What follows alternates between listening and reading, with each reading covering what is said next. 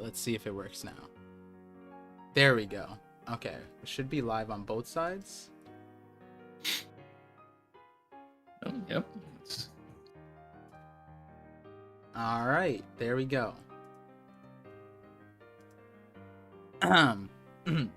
Nothing happened, guys. We've been here this is the start of the stream actually.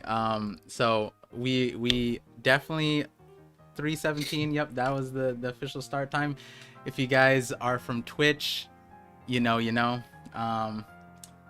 Anyways, I had this long 17-minute intro prepared, but given the schedule, given the time, yeah, guys, we're here for a chapter 1085 with our legendary guest. I think this chapter is one of those chapters that they kind of have to sit down and digest, and like there's so much you have to recontextualize, and of course we got to bring in the new D-Clan member of the community, Randy Troy. As we found out from the Nefertari family, of course the Nefertari's biggest supporter would be given that title. So guys, welcome to the Voice of All Things. I know there's camera lag. I will adjust that in a little bit. I don't know why. I don't know why it's happening right now. A few technical difficulties, as you guys can imagine. But yeah, Randy, how are you doing? What's new? What you got cooking? Yeah, how'd you like the chapter? Well, I'm still descending from my ascension. This is a long time coming. It's a long time coming. All right. Most people that know me know that Vivi is my favorite character and my favorite Straw Hat, and I have been waiting since I've been weekly for chapters where she isn't just on one page or one panel. Granted, we did get that during the first iteration of the Reverie, but here this was the first time in 5 years that and the first time while I have been doing One Piece YouTube, that she was as prominent as she was, and it seems like she will continue to be, which is the main agenda for the channel anyway. More Vivi content, and we're dealing with Vivi Peace right now, getting that sweet Nefertari lore, and I love it. Oda's doing this for me, and I appreciate it. Yeah, I mean, it's kind of crazy how important the family has become given the recent revelations, and it's kind of like I've been thinking about it recently, like the Don Quixote and Nefertari, they've always been like singled out, or both of them in their own different ways singled out, and especially because Nefertari came first, and like the importance that the Don Quixote real world relation has, right? Like Don Quixote being like one of the most, I think is like the most popular books in the world or something like that, and stories in the world, the most translated or something, as well. And then also Nefertari, I feel like the moment we hit Alabasta, all of us kind of like, oh, Egyptian, that's what we're getting here, though. And then What it's always been, though. Yeah, that's what it's always been. And people want to sleep on the early parts of the story, but I've been saying this a lot too. Oda only wanted the story to be 5 years, and what happened in the first 5 years was the Alabasta saga. So a lot of these key things that are going to come up and play into the end game of everything, they were set up back then. Yes. So people need to start rereading Alabasta if they want to start seeing the the clues of everything. We're getting these characters from back then playing the roles that they were meant to play in the end game before Oda decided to take this 20-year extension on the story that he originally. Yeah. you needed at the same. Okay, so that's actually a really important thing, because I feel like a lot of my videos have harped on pre-time skip concepts, and a lot of times people are like, oh, he just forgot about that, and I'm like, I don't know. I don't know if he's forgotten about like a lot of these things, especially when it came to like Thriller Bark and you know, that arc specifically being some people's least favorites, but then also pre-time skip, and then the concept of shadows. And now, like, you know, there was a lot of things that I said about shadows last year that you know, tying everything together, one of the reasons, favorite reasons of mine to have you on this stream especially is because you were the first person I kind of like told on stream about that theory. And then also you and 3-Day was the one who super chatted it, but then I asked you, I was like, do I share this at the Reverie? And then you're like, go for it. And then you helped me along the way too, adding you know, reminding me of a few of my points. And a lot of those things, like, I mean, one of the premises of that theory, like the focal point, was the idea that the Void Century was named after Emu and Void. And so I think, so you read the official scans. In the TCB and OP scans, they noted that when it says Mu refers to, it could refer to void, and it could refer to dreams. I'm not sure if people have like told you since the reading, but obviously during the stream, yeah, some people did bring that up. I found, you know, I mean, obviously, you know, we could talk about the dream aspect of it as well, but you know, the void part of it was interesting, because if we think of, you know, if we think about Mu being void, and we think of the void history, I mentioned this in the video that I just dropped today. You know, which plug, but the plug away. Basically, it's, you know, we've dealt with eras, you know, the era of Roger, the era of Whitebeard. So it's like, yes, it's literally a void history in the sense that there's, you know, the information was erased, but it's also a double entendre, because it's when we get into this eventual flashback, everything that was happening there, we're going to learn that it was probably the era of Emu. Yep. The Mu Void Century. You know, this era's name is Emu. And it was kind of like that when I was reading the chapter, that was like the first it was in the second page in the officials. For the people who haven't read the officials, which you should, especially with these chapters, you need to be reading the officials. Whether or not OP scans or TCB gets it close or whatever it is, like, none of us are reading the raws, none of us understand it. I mean, some of you guys are reading the Japanese because you're Japanese and you know Japanese, which is fine, but for everybody else, you should be reading all the translations, because it's somewhere in the middle, if not all of them, right? Something Randy just mentioned is like Oda plays with words, and so it's like maybe one translation and the other translation, maybe both are right, and they might actually get you to the closer spot. And so in TCB and OP scans, at the second page, they already had Emu referring to themselves as Mu, whereas in the officials they didn't, but they brought it in later. And I kind of like the effect that the Aviz had, because it kind of like staggered, like you kind of like let yourself get into the chapter, whereas I mean, maybe this is a me thing, but as soon as I got to the second page, I was like, wait, their name is Mu? Wait, that's void. Wait, that's empty. And that's what I've been saying from the Shadows theory, that like the Void Century is named from Emu. The Empty Throne is named by Emu. And who knows, maybe the Ancient Kingdom. But we also get like an interesting thing here too, which is that like Mu, according to Cobra, he has heard this name prior and possibly connected to the 20 Kings, the original 20 Kings.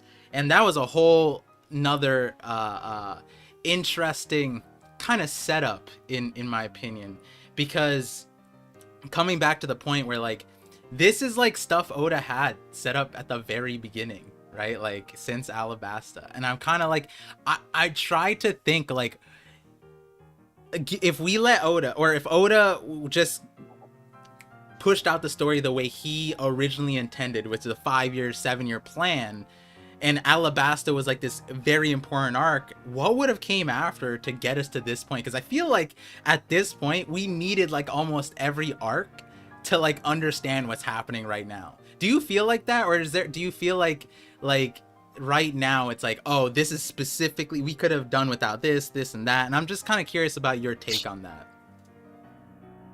Well, I mean, what did we do after Alabasta? We went to Skypiea. And, there's been countless analysis looking at Skypiea as being a microcosm of the story itself.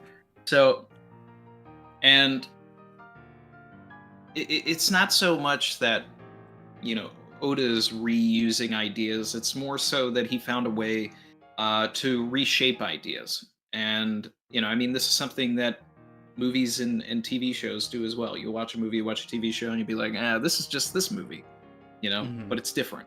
Right. And so Oda's been doing this story so long that he's doing that to himself. So he's bringing in versions, he's extending the story, but there is a version of the story where it never inverts itself, where it just is. But that's where we're going to get this sort of yin and yang of the story by the end of everything. Even in the last chapter, we had different types of inversions in the way of just Vivi being captured by the people who captured Robin and Frankie, the people that joined after she left. And then she's saved by Wapol, and basically kind of I was making this a joke, but like she basically like yells at Wapol like, I want to live, take me to the sea with you.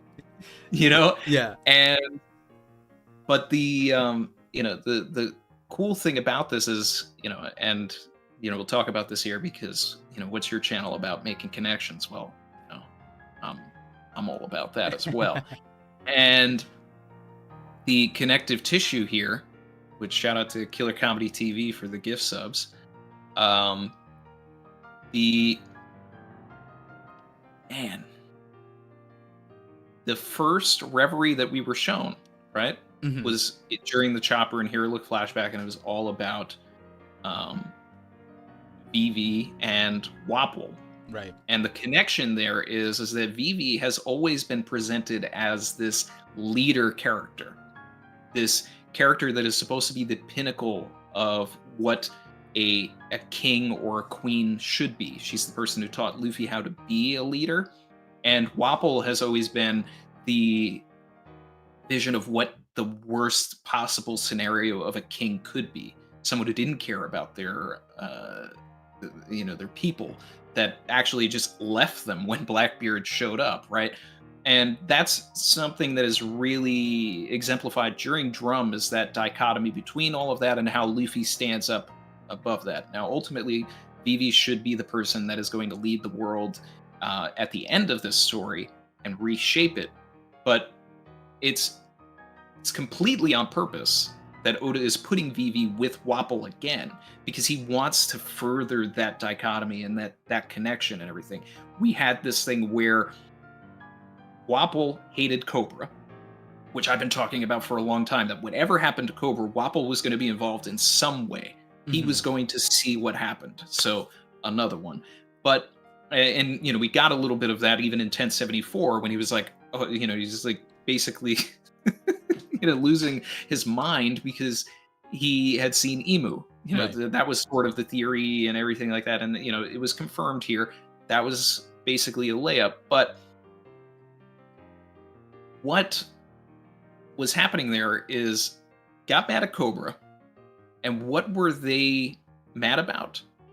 They were mad about Dragon's movements that were going on. So that whole scene, what Oda was telling us back then, was hyping up the Revolutionary Army. Right. So it was that Dragon would be a threat 5-6 years time. We're 8 years past that right now. And in that 5-6 area, Dragon rose up. But the point was, Cobra was kind of afraid of the Revolutionary Army. And Wapol didn't care. It's just like, I don't care about any of this. This isn't going to apply to me. And Cobra was basically, will you take this seriously? He walks out, he's mad at Cobra. He slaps Vivi. And instead of creating an international incident, which probably would have ended up with maybe even the destruction of Drum based on how many forces Alabasta has versus True. like the small island of Drum, right? Vivi saved those people. That was even as a, however old she was, 8, 10, 12, can't remember. But she, even at that age, Dalton talks about it, she knew what it meant to be a leader then and was a better leader than Wapol was at, in his 20s. But of course, it's Wapol. Now, the connection and the flip to all of that is now Wapol is actually finally taking something seriously. Mhm. We've never seen him take something seriously, but now he saw Cobra get whacked and he thinks that it's going to happen to him. So this person that he hurt all the way back in the last reverie, or 2 reveries ago, right? Was it? 8 years ago. Anyway, now he's helping Vivi. Mhm. Reluctantly or not, we're inverting and we're changing things, but we're still keeping the pairings together, which even goes back to 904 or 5 or whatever, when we saw Vivi in the reverie and Wapol walks in, we immediately cut to Vivi and Vivi's reaction to seeing Wapol. It's putting Right. these characters together. And when Cobra is in the room with Emu, who is one of the last people that he has an interaction with. Oh, and by the way, that scene with the reverie was our introduction to Cobra. That was the first Cobra scene in the entire True. story. It was the first time we saw him. And what was the topic of conversation? Dragon. So his whole story started and ended with the Revolutionary Army. Learns about Dragon in the first scene that we're seeing, and he dies passing his will on to Sabo, the right hand of Dragon. That's So Ooh. there's so many like just story ties and connections that can be made here, and I am eating. I'm ascending. I could go off, but let you get in there and we'll keep going.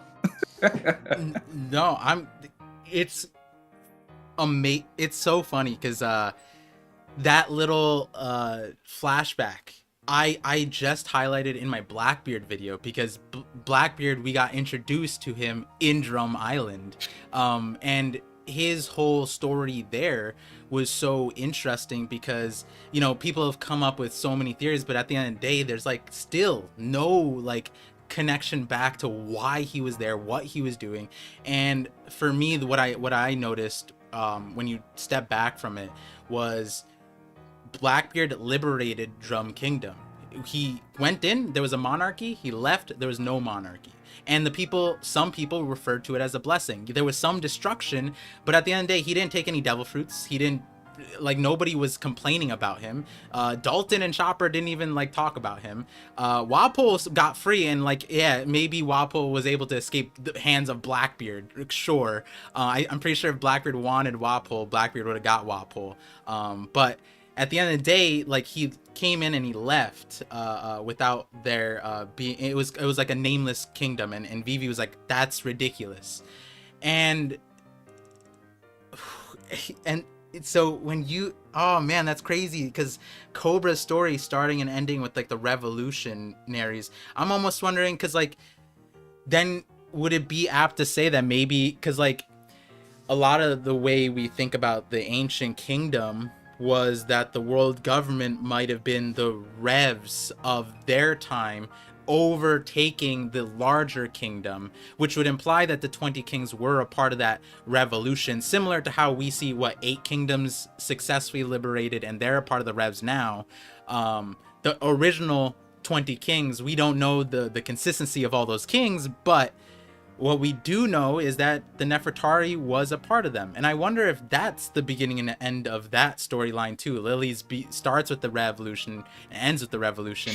And we kind of see that here, where the last thing that she did with that letter, which is what Cobra also pushed on, was for everyone to fly a flag, everyone to set out to sea, everyone to the redacted part, which is like, I feel like unheard of in like any, I've never seen that. That was the craziest blue ball moment ever, when I was like, did TCB just like copy. I Like, honestly love that though. yeah, it I was love it. dope. It was dope. Like I wasn't even mad at Oda because it was so creative the way he did it. Because the point is that we don't need to hear that now. I want to hear that when Sabo was in the room with Luffy and Vivi. Sad boy, sad boy, Sad boy. sad Yeah. boy. Dancing through his pain. It's so funny because at your reverie, I forgot who brought it up, but someone said like sad boy, and we just like, I feel like we all just started laughing. Like all the creators on the call at that moment, someone said it and we just died. We just cracked up. It was sad lad, I think, and then some of us said sad boy, and then Oda just was like Sadibo. This is great. It's too funny. But before we hash up your let me just shout out the super chat and then the memberships here. Project Iceman with the $2 says Mu means void, empty. Emu sits on the empty throne. That is it. Like, it's funny because I had a video basically saying exactly the same thing a few months ago, but I'm not a Japanese speaker, so like I got as close as like humanly possible without knowing Japanese.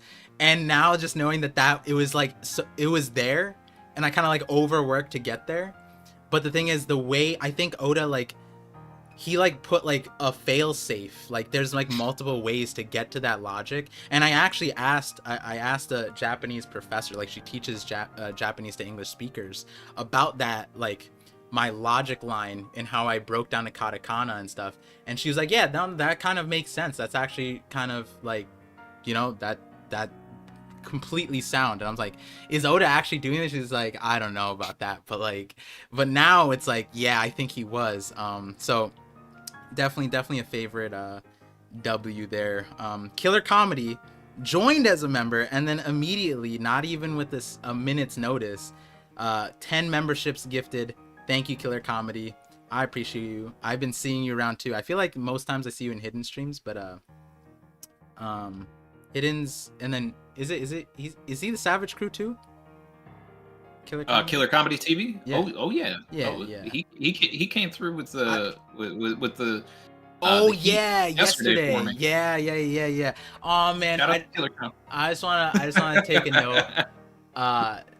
Randy had shifted to the official date on Sunday to stream, because he moved to the West Blue of America, and I, you know, that's all fine. I'm just sad because I've been so busy the last like literally every weekend that I haven't been able to tune into the streams. And that like when my wife is like, oh, we have something planned on Sunday, I just immediately sigh, and she's like, what? And I'm like, I'm gonna miss the streams, like. And then she's just like, and then I say like it's yours, and she's just like, I'm sorry, babe. And then like, it's fine, I'll get to them again. And then like the last few chapters have been crazy, and I'm like, but the chapters are so cool. We like, but like last week I couldn't because my brother was graduating, and like it was during that time, and I was just like, I was in the middle of I was like about to click, and I was like, no, it's fine.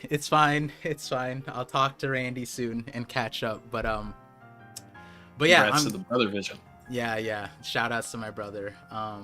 But yeah, so I'm so glad I was able to tune in yesterday to the stream. There's a lot of interesting ideas, and so I'm certain that we're gonna get to the same conversation through multiple means of like how we discuss things. Just one thing.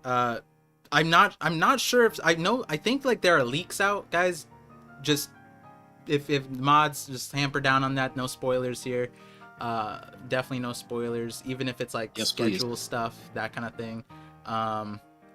And then last thing I want to know is about the future VV so I need to experience it. Yeah, which is unfortunate that once you switch to the official schedule, the spoiler schedule moved up in the agenda, making and the scan schedule moved up too. Yeah, like, yeah. It's a painful wait each week now. Yeah. But, I do not envy the editing schedule that you have right now, because that is rough. But I also admired the amount of effort and work that you do, and then also, you know, it's like it doesn't matter where, like TikTok, even I'm not usually on Reddit, but one of my friends got me on Reddit to check out some things. You got the I think in terms of creators, you have the most positive goodwill in terms of the vision. And so that, that's primarily why we're here, because I feel like right now in this moment, I guess yeah, we have we have to close out like Sabo's flashback, which we're still in. We have to close out on, Vivi's return to where everybody is in the current time, right? Sabo being with Dragon, Vivi with Morgans. We have to figure out that last part there. And then we're going back to Egghead, right? Like that's reasonably, so like maybe one more chapter of this and then Egghead. Is that what you're kind of thinking of? There's a couple of ways. It depends on how much Oda wants to show us now, and if he wants to come back to this again. I mean, he will have to come back to this in terms of like Sabo having a conversation with Vivi. There were some people that were suggesting in my stream that Sabo could run into Vivi before he leaves, but I don't want that. I want the scene where it's actually Sabo, Vivi, and Luffy somewhere else.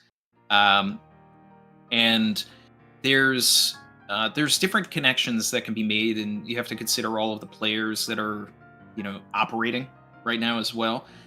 We know for a fact that Garp is going to at some point interact with Shirahoshi and the Ryugu Kingdom, because he's going to escort them back down to Fishman Island.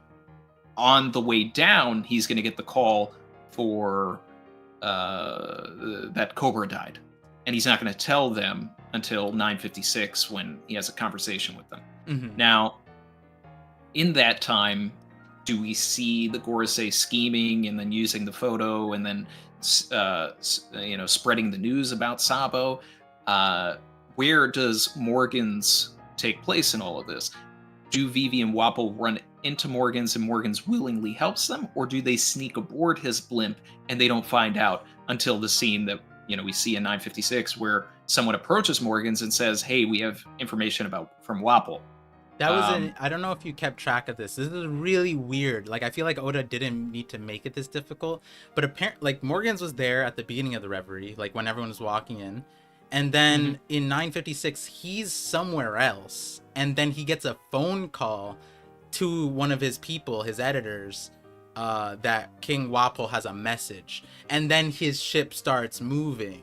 So it's almost like, and then so by that time a week of the reverie has gone by, so it seems like Morgans was there and then he left, and then Wapol calls him back, and I'm almost, so that's interesting. So then we have to figure out a different scenario of how they get off the island and then contact Morgans to go back.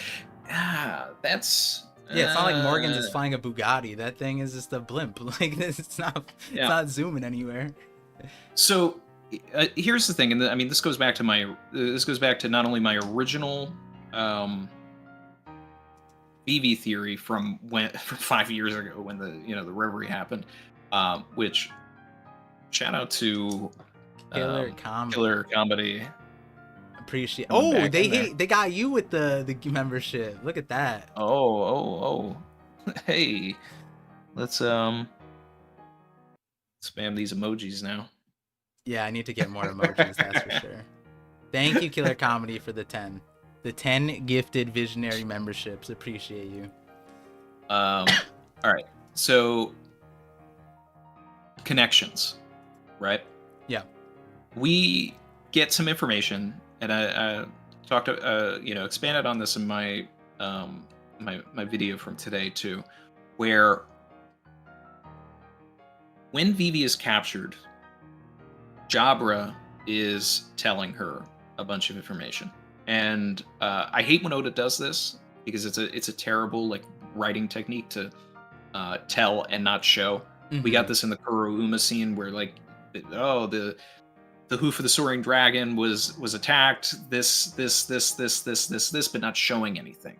It's So kind of then like when a we get stall tactic, because then he kind of did show us, but like not really. So right, and then yeah, the impact is mitigated when we get a chapter like 1083, and we're finally starting to see some of this stuff. yeah, But ultimately, we didn't even see the attack on the hoof of the soaring dragon, which is, you know, the actual declaration of war.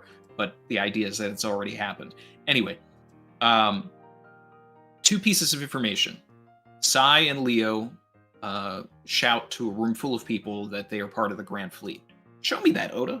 It's way more impactful if we cut to a scene where that happens. hmm, Two, we get told that Fujitora freed some slaves while fighting the Revolutionary Army, and that Green Bull and Fujitora kind of had it out a little bit.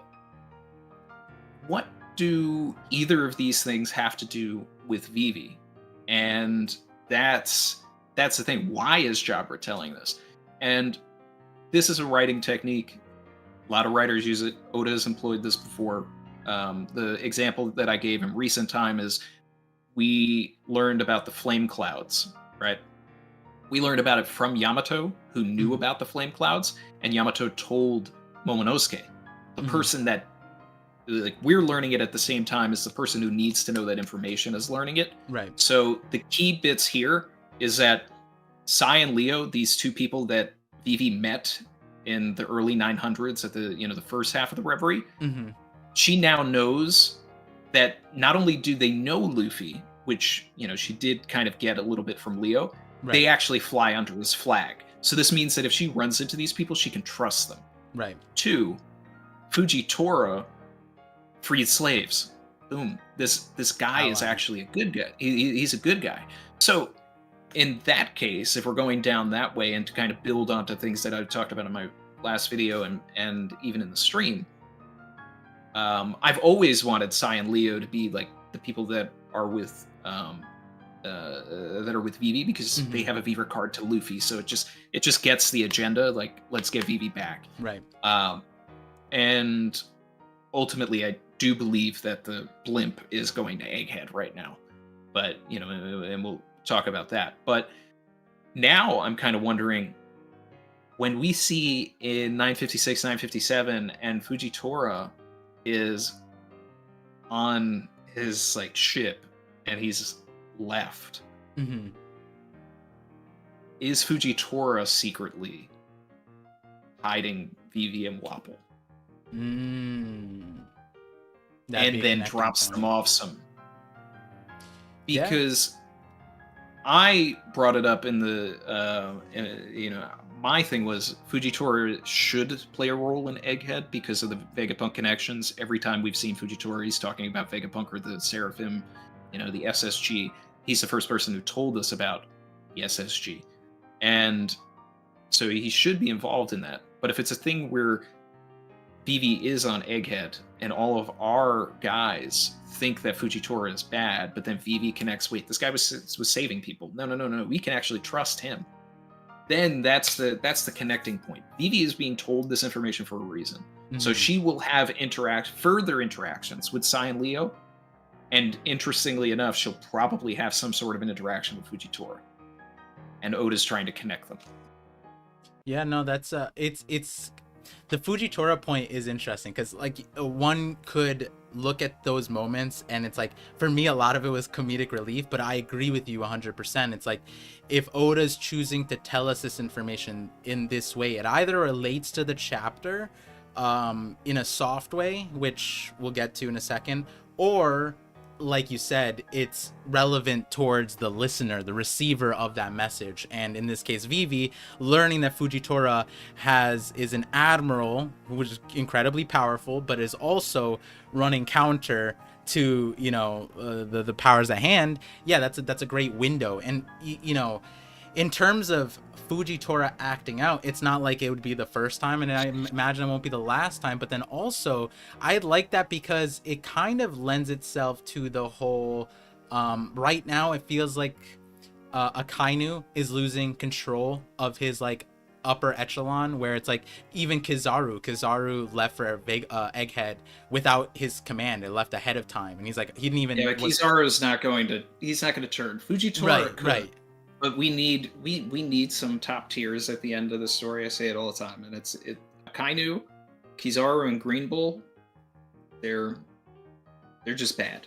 That's Right, it. right. And Like, I don't think it's gonna be like, it's not all gonna be one direction, or everybody on the same side, but in the sense of like Akainu demonstrating absolute justice in the way he's doing it. If he wants to have people underneath him, he's gonna have weaklings, right? Like, but these truly strong people, they have their own agenda. And I think like when you look at Fujitora, even Green Bull, even Kizaru, and even Aokiji, they all are demonstrating their own agenda to a certain extent. Even if you want to say Fujitora, not Fujitora, Green Bull is is in line with Akainu. We've seen him. He's acted out on his own too when it came to Wano. He wasn't told to do what he did, and yet he did it. And so that's a whole, I like that with the Fujitora angle being connected to Vivi. And we've already seen him interact positively with the royal family, with King Riku, bowing down to King Riku even. So it wouldn't be surprising if he essentially playing the role of Smoker, who helped Alabasta, and Fujitora and Smoker had that scene, that one scene that they had where they kind of bonded on that as well. right. Which is why I'm also expecting Smoker in Egghead with Fujitora, starting this civil war where the Marines kind of split the sides. Okay, I'm trying to figure out when there's a few times I could bring this up, but real quick, Hunter with the $2 said Fujitora released all those interns. It's funny because I love just like Fujitora is so funny because he's just like, he knows what he's doing, he just acts like he, and then like I rewatched Dressrosa recently, and like the way he just acted, especially in the anime, is just so fun. He's like, oh, they escaped. Oh, like, oh my god, like, oh no, I missed all the rubble. Like, he just says so many, and then he'll like roll dice, and then he like, yeah, I guess they're free, or in that case, they were taken. And then I think the moment I'm remembering is Sengoku like broke out in laughter, and I remember laughing the same way because it's just like, this is such an important decision he just rolled a dice for, and it's just, ooh, it's a good time. It's so crazy to me when people like are so hard body defending that Fujitora is going to be like a bad guy later on, and that like that's Zoro's fight or something, and I'm just like, I don't see it. I don't. Oh no, see it. I'm completely on the other end because I was looking. The reason why I was looking back at the Dressrosa was because I was gonna make this short, and now it feels like, a little bit, I can add more sauce to it, but I think Fujitora just threw, he like in Dressrosa, he intentionally just let it fall, and the reason why was because his agenda was to replace the warlords, and if he successfully defended Dressrosa, then his agenda at the Reverie would have fallen through. So it was actually in his entire what's it called, his entire prerogative to, yeah. So like when you sit back and review everything Fujitora stands for, especially now in the story, there's absolutely no reason for him to help out at Dressrosa, because he was fighting he literally is like, yeah, I'm not gonna come back home. I just want the warlord system to go down, and he even like poked at Akainu about that. I think in 956 or 957, I forget. So I think Fujitora has his own complete agenda, and it might be the entire reason why he joined and got drafted. But that question I'm gonna say for a longer video. I sent you a while back like my Marine time skip theory that like the Marines had a bounty rush, and that is how the draft was, and that's why so many people got elevated in ranks, from Smoker, Kobe, and all the admirals. It's because there was a rush of bounties to collect all the impelled down prisoners that escaped from Marineford. And Oda actually said in an SBS that he wants to draw exactly the events that happened within the Navy, and he hasn't done that yet. And like you could say like, oh, Punk Hazard, but he still hasn't shown what happened at Punk Hazard. People don't even know how Akainu and Aokiji's fight looked like, right? Like, is it a Logia awakening? Did they just like, what did the fight like right with Blackbeard? it almost seemed like they were joking around. Like they at the end of it, Aokiji was just like making jokes at Kuzan or Akainu, and so Well, that just comes down to the idea that Kuzan and Akainu are supposed to be like two of the top tiers of this world, the pinnacle of what devil fruits can do. And if Oda gave that to us right at the start of the time skip, then power scalers would be like, just they wouldn't really be enjoying themselves when they see other fights. So if we do get that, we're gonna get it towards the end of the series. yeah, I'm way more interested in seeing what happened at the Rocky Port than I'll ever Yeah. be about like Kuzan versus Sakazuki. so this would be in the full video. I didn't put it in the short, but it'd be too complex to explain. But I think that's what, like, Kobe was there because of the bounty rush, and he went to Pirate Island, and so that was the benefit that he got from Blackbeard, and Blackbeard got from him, is that they both ended up, him getting Wang Ji is like grounds for, a former rocks pirate is an insane bounty boost. But then it's like, I wonder if Wang Ji like left or was there the entire time. He wouldn't, I don't think he'd be included in the Impel Down prison. Maybe he was. That actually, it could make sense that he was in level 6, but sort of in some ways, I guess. But that part is iffy. Oda's definitely hiding a lot of that for, I think he's going to show us, especially with those like wonky details, like Blackbeard's crew gave us, that like Blackbeard was upset that Pirate Island took damage from the Rocky Port incident. It seemed like they were still rebuilding, which is like, you have an island, man. Like, how hard is it to rebuild with like that kind of a power, right? It's kind of, I don't know. I mean, unless Bizarro only recently got that fruit, like Burgess recently got his. I don't know. Yeah, but then even then, it's like the moment you get that, it's like instant construction. You know what I mean? Like, Yeah, I'm with you on that. There's some logic flaws and everything, but I mean, I have my own thoughts about the Rocky Port, and especially about Wang Ji, and I have a video on my channel about Rocky Port, which really goes into the real life Wang Ji, which was, he was essentially a warlord in real life. He was I'm forgetting it now. He's either Japanese born or Chinese born. He's Chinese born, and then he goes to Japan, and then he's working for the government to take out pirates because he knows the waters. So that's the warlord system. So whatever the Rocky Port incident was, it's got to be tied to that system in some way, and it has to be a thing where he got one of those messenger bats. He was going to be a warlord.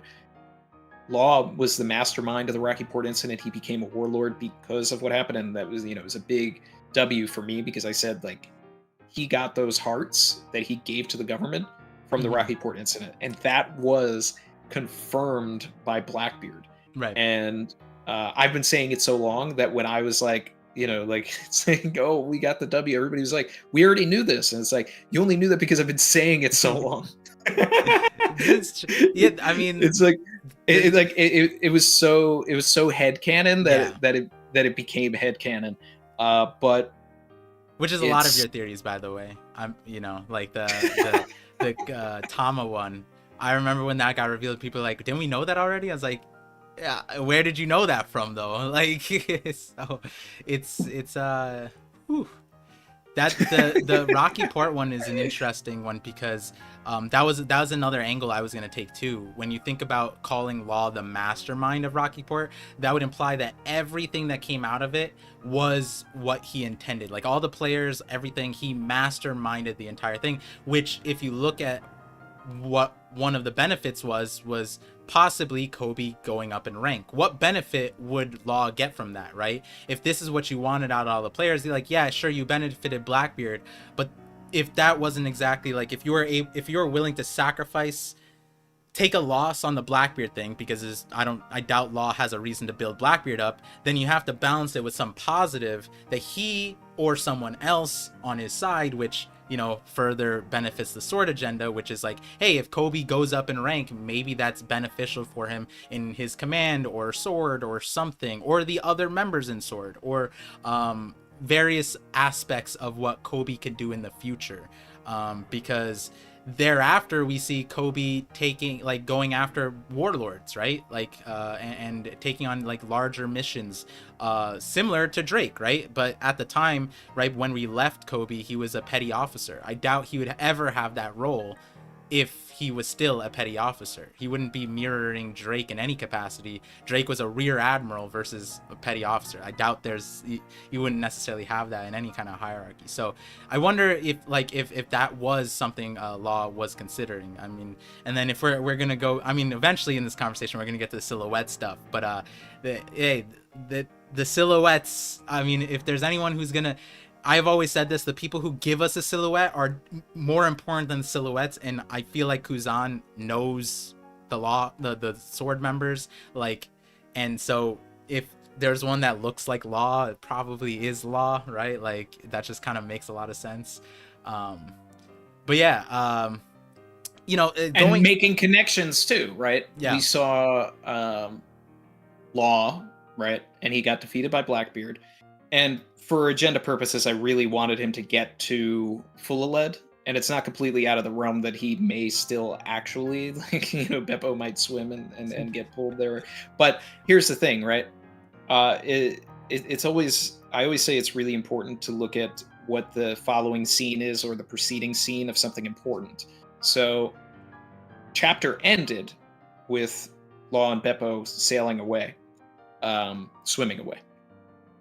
Next chapter begins with Sengoku talking about what happened with T-Bone, and talking about finding out the information that Garp is at Hachinosu, which may imply that Sengoku is on his way to Hachinosu, and whatever ship he's on could potentially intercept Beppo and Law, which connected characters, back to what we were talking about with Vivi and Wapol, characters that have already have a connection, you know, reestablishing that connection.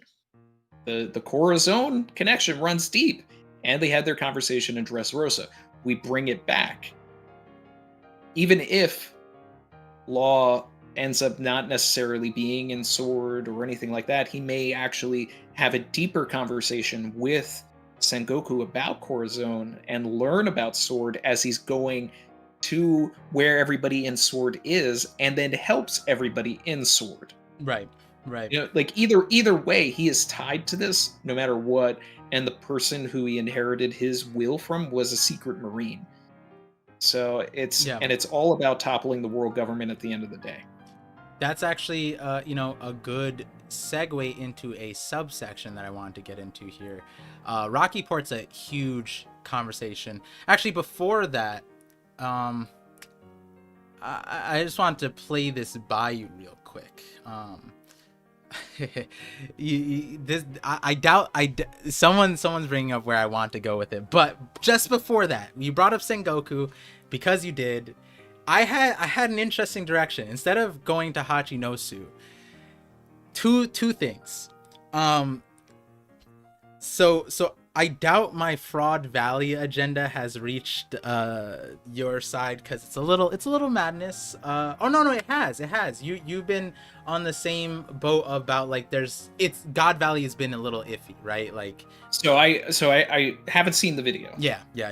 But we talked about it a little bit, like briefly, and I was just like, I think you're going up about a lot of the same points that I've been talking about for years, and that Sengoku is not a reliable narrator, which also goes to, you know, a thing that we just had in the previous chapter, where Imu says Lily made a grave mistake, right? But Imu is talking from their own perspective. That was a mistake to them, because what, you know, Lily did disseminating the poneglyphs didn't work in their favor. Sengoku saying that Rox was the, like, most dangerous man, evil man in the world, is coming from someone who is, like, ingrained in the government. So whatever he was trying to do did not line with the values of the government, but that doesn't mean that Rox was a bad guy. Yes. It means that, like most characters in One Piece, most villains, any anti-heroes, anybody that's not Luffy, they're usually going about some sort of they're chasing their own dream, but they may not be going about it in a healthy way. Yeah. Yep. And that doesn't necessarily always mean that they're bad. Yeah. And like anything with One Piece, it's the person who says something and the person who hears something. They're equally important. That's like an entire, point in One Piece. Is like how messages get spun, how rumors get started. That, like, if you guys go back to chapter 1, before the story even starts, Oda talks about how pirates never wrote down the stories, and so he gathered as much material, but he even said, like, those damned pirates, they never write down anything. And so largely a lot of the head canons we have about pirates, they're kind of not true. The violent nature, the fighting of it, like, that's kind of like a romanticized version of what piracy was. At the end of the day, they probably weren't fighting it wasn't like on site a lot of times. In some of the stories, we do like hear about how Jolly Rogers were used in marking down fights and things like that, but that's a whole storyline that Oda's trying to push forward, and messaging, how messaging is super important. And so I guess 3 questions on that front, right? So I'm gonna have a part 2 on the Fraud Valley thing, because I had way more material than I even needed to, that I couldn't fit in that first video. But then we got these buggy chapters, and these buggy chapters really helped the cause. But going back to it, right, like, a lot of people are like, how did Rox get all these people on the same crew? Then we get a parallel. It's like, how did Buggy get all these people on the same crew?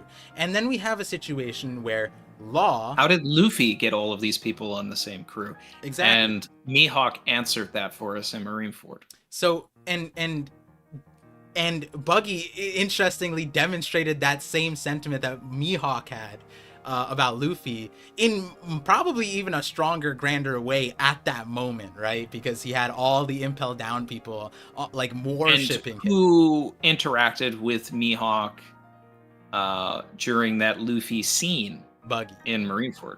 Right. Exactly. And so we got an interesting thing about portrayal, which is that when Law heard about Cross Guild, he was like, yo, Buggy seems like he has to be a competent dude to have these people under him, right? That's his perspective. I see where you're going, and I've talked about this too. Okay. So some people, I'm not sure where I'm at yet, but some people think that Buggy's gonna not just get Law, but also the other warlords are all gonna band underneath Buggy. How do you feel about that? Moria makes the most sense to me, because Perona already has a connection to Mihawk. Mm-hmm. So, and Buggy collecting all of, like, the failed warlords makes complete and total sense to me. And also, especially when you take into consideration that one of the, let's make connections, right? Mm-hmm. Buggy, Crocodile, Mihawk, they were all there for Roger's execution. Moria was there for Roger's execution. If they get Doflamingo, which, I don't care about that one as much. You don't care because it'll take a little too much shine from the goat Crocodile, right? Exactly. Yeah. Way to call me out, man. Yes. Yeah. No, but he also was there. Right. Law joining is just funny to me, but I want the thing, because I talked about this after, before the Sengoku thing, but after the fight between Beppo and Blackbeard, I was like, they may go to Empty Bluffs, and they may end up there. And I've always wanted Law to, like, fight Buggy, but his powers don't work on Buggy. Yeah. And I've talked about this a lot. I've talked about this, that the moment Law was introduced in Sabaody, like, I was already on Arlong Park, like, in 2009 or whatever it is, and I'm just like, this dude needs to fight Buggy right now. I want that. No, you're 100%. That needs to happen. Yeah, and especially since Law was gassing Buggy up at the end of Wano anyway, like, oh wow, this guy must be the real deal. And Luffy's just like, no, this guy's a joke. But Law was gassing him up. So if Law meets Buggy, but then like falls into his pace and thinks that he's actually great, and then isn't listening to like Crocodile or Mihawk, and he's just like, that's like the gag. Is just like he truly believes that Buggy is this guy because he was part of Roger's crew and this, and look at all the people that he's amassed. Like that would just be hilarious to me. And so, like, to give you guys a little bit of a teaser into this video, when you sit back, right, let's throw in Doflamingo, let's throw in Law, let's throw in Mihawk, right? The only person really in this group, I'm curious of what happens in Buggy sees Boa, because I don't think Buggy was Buggy affected by Boa in Marineford? Was there ever an interaction of that? Was he I doubt he was ever stoned, because then he wouldn't get unstoned, but like everybody else was there and they never like showed him being affected by that. And the reason why I don't think we ever got a scene with the two of them. Right. So I feel, I don't know why, I just like, he was with Alvita's, you know, pretty, he's never been like perturbed by that. But then like if he's like a Luffy Shanks-ish character, I doubt he'd be necessarily affected by this situation. But the only way Buggy gets Boa is if Rayleigh needs to like attach himself to Buggy for some reason, because Rayleigh is already protecting Boa. So that's if it's a thing where Buggy is really collecting the warlords, and it is gotta catch them all, and he actually does get them, that's insane to me. But I think that Hancock is so Team Luffy that, you know, like I could see Law. But here's a parallel. Let's say, for example, you know, actually it's not full parallel, because we still don't have it like necessarily confirmed, but like, because we know Shaki was a Kuja pirate, we don't know her connection to the Rocks thing, if she was a part of Rocks. That's been a long time fan theory. If that ends up being the case, it would explain a few things. But like, I wonder if there's people on, you know, Rox's crew that liked Roger, for example, and ended up going on Roger's crew. And if Shaki was there, then that the Rayleigh Shaki connection ends up being the Boa Luffy pull around. But the other part of it is kind of like, I agree with you. Like, I feel like Oda's, if he wants to do it, he's going to have to, especially when it comes to like Boa, it would have to be done in a very, like, not forced, but deliberate, like very quick, like, oh, this is just the explanation. Rayleigh's just like, oh yeah, he used to be on Roger's crew, blah blah blah, like he vouches for him or something like that. And then but it could easily be Boa ends up like going towards Luffy's side. The reason why I was bringing up Boa and these powers, because when you look at it, like even Doflamingo, Law, and Mihawk, their powers aren't really the best against Buggy, right? Like Doflamingo has slashing attacks also, like all the strings. It's like he cubes him up and it's like, what happens? Buggy's not affected. Law does the same thing, nothing happens. Same thing with Mihawk, and it's like, yeah, I'm sure all of them can hurt him, but their base powers technically don't do anything to him.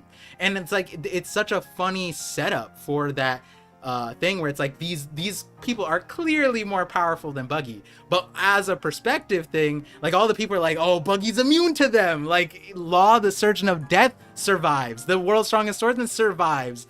Doflamingo, the heavenly demon, survives. It's just like, it's perfect for Buggy. And I'm almost wondering if there's a similar situation with Rocks in terms of the powers that were there, and you know, the powers that we've seen out of those characters on the Rocks crew that we can maybe give to Rocks in that light. But you know, that stuff we don't need, that's derailing right now. The other part of it that I want to get back to on Cross Guild is we have the 4 Yonko. We have Shanks, Luffy, Blackbeard, and Buggy, right? Shanks just took a W with Kid, which is perfect time to read the super chat from Hunter, $2, says Randy's Kid going to Elbaf was a huge W. I'll give it to you, Randy, but did Kid actually get to Elbaf is the big question. He never stepped foot on it, right? Given how far he was from Elbaf, he was almost closer to Winter's Island than he was on Elbaf. But obviously, stop. Look, here's the thing. Here's the thing with that, right? I did say that Kid was going to get to Elbaf. Yeah. Or you know, at the very least, you could take it as Kid was going in the direction of Elbaf, which he was. But not only is that my W, that's our W. That's a community W. Okay, because that was the best case scenario, because we got those Shanks feats. Yep. Right? Yep. And we wouldn't want we got Kid. The whole point was the whole point of that theory in the first place, for him to go to Elbaf, was for him to get packed. So That's it was fair. a W. That's fair. I Like, do remember that. Yeah. Like that was the end thing of the thing is basically kid has no role in this story, so send him to Elbaf just to wrap his story up so that he's done. Like let's have someone destroy him, whether it was Luffy, whether it was Shanks, whether it was some, you know, the Giants, whether it was Dory and Brogy, which ended up like actually happening anyway. And it's just, yeah. Not to meme on Kid more, but if Law joins Crossguild, I need Kid to join, but like as like a jester, like a just a goofball on the. Because everybody else is gonna meme on them there. And literally every other person, yeah, and the upper echelons probably gonna meme on Kid. I mean, Kid is strong in that regard, but like Mihawk, nah. It's like, just funny because Kid's voice actor is Hisoka's voice actor too. Ah. So Damn. making connections, like just like clown with clown. Yeah. I don't need that. I don't want that. That's yeah. I'm fair. good. I'm good off that. I'm good off that. So he can stay on the bottom of like the Elbathian Sea. I don't think he is, but that's a separate conversation. Because in this scope of what's happening next, when I was planning for the stream, I didn't even think Kid's name would come up. That's how bad. Like I knew that I was gonna bring up this point, but I forgot Kid was even a part of the conversation. But which is hilarious because what I'm about to say is like, what we see out of the Yonko is we have Shanks taking out a 3 billion bounty man, right? That's a W in Shanks' regard. Shanks has been quiet in the grand scheme of the world, and then now the news breaks. He took out a 3 billion bounty crew. Boom, gone, right? Then, you know, then we see Blackbeard. Blackbeard takes out Law. And that's his W. Whether the world knows about that, whether this stuff is there, right? Blackbeard has that W. Luffy is on Egghead. And, you know, large question, but very quick answer from you. You don't feel like Luffy's going to outright lose on Egghead, do you? I mean, I think there's an opportunity for it. There's so many Sabaody, there's so many Sabaody parallels that if Luffy is ever going to lose, like this is the time. Right. And it's not, you know, hey, the raid's gonna fail and all that stuff. Like the chances of winning in Wano were so much higher than they are here in Egghead, because like you know, like 100 Marine ships are on their way. We've got Kizaru, who was the character that would probably give most of the crew PTSD by just seeing him from, you know, the archipelago. Like it wasn't Kuma that they were afraid of. It was Kizaru. They could not stop him. He was ready to kill Zoro. So now the crew is elevated to a certain degree, but have they elevated to the degree that they need to handle all of this? Because it's not like, this isn't the final war. This is just the Egghead incident. So if we get to a certain point where we have enough drama to where we have to learn and grow, because we won in some regards, but we lost in others. Like if we can get a win, but we should still have our tail between our legs, you know, like going into the next thing, because otherwise there's no emotional arc to rise from. Right. Wano was about like, let's set Luffy up on this pedestal that like puts him on the same plane as everything. And then Egghead is a great opportunity to be like, hey, you're playing with the big boys now, and you need to act like it. Right. So because it was like Wano was just, I want to be in the conversation. Right. Now he's you know, he was in the conversation in 903, but now he's like legitimately recognized, and it's like he's got to hold his title now. Right. And I guess like on your part elaborating on it too, you know, in Sabaody the loss was also contingent on strength, whereas in Egghead you know, it doesn't necessarily need to be a strength feat loss, right?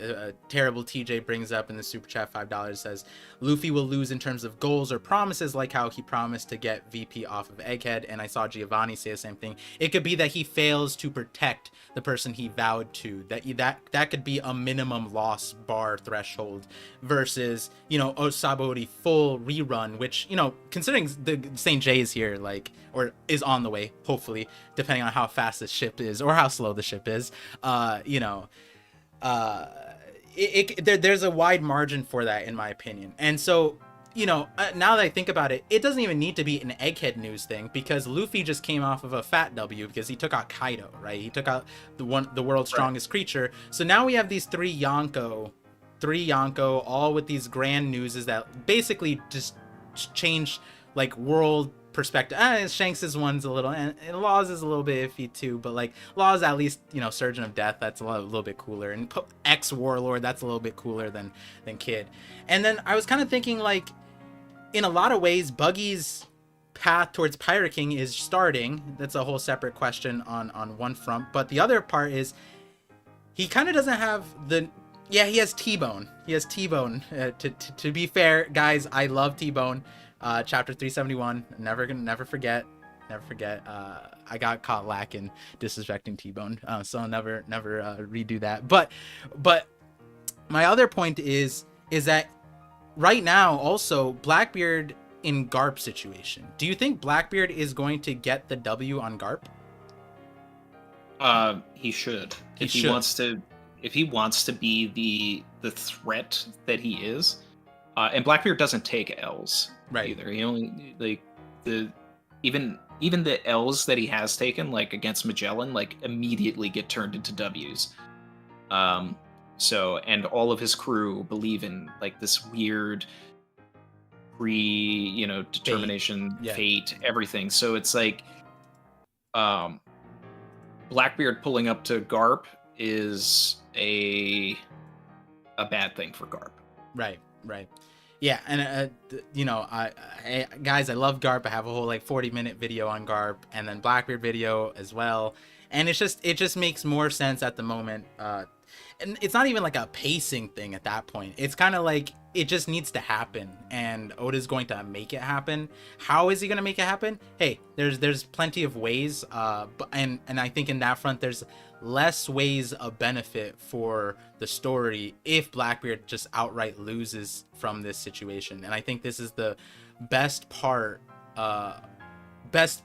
of the story for Blackbeard to finally demonstrate what he's capable of against the hero of the Marines. And so I think if you were to like sit back and you were like, okay, well, we have Shanks, Luffy, Blackbeard W's, then if Blackbeard gets the news is taking out the hero of the Marines, maybe Buggy gets the same thing. And I'm wondering, because another parallel to Rox and Buggy is the speaker who's hyping them up. The same guy who hyped out Rox is in chapter 1082 saying like, oh my god, I guess we underestimated Cross Guild, we have to take out that threat.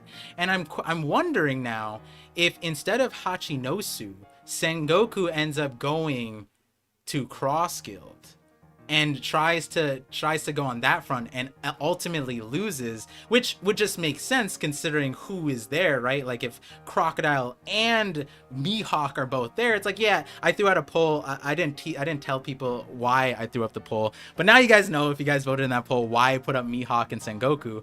But the point is, it's like it might end up being a situation where, yeah, Buggy doesn't lift a finger. But he still gets the credit for taking down Sengoku, the ex-fleet admiral.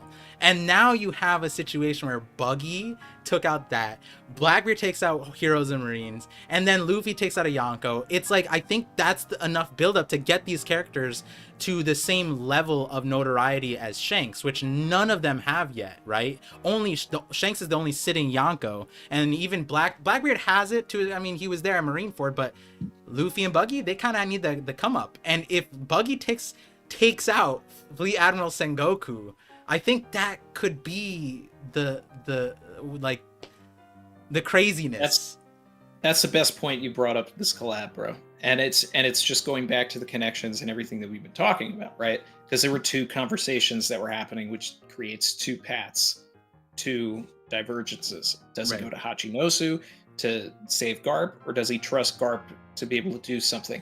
Instead, he was talking about the Cross Guild, so he goes to Empty Bluffs, takes on the Cross Guild, and loses.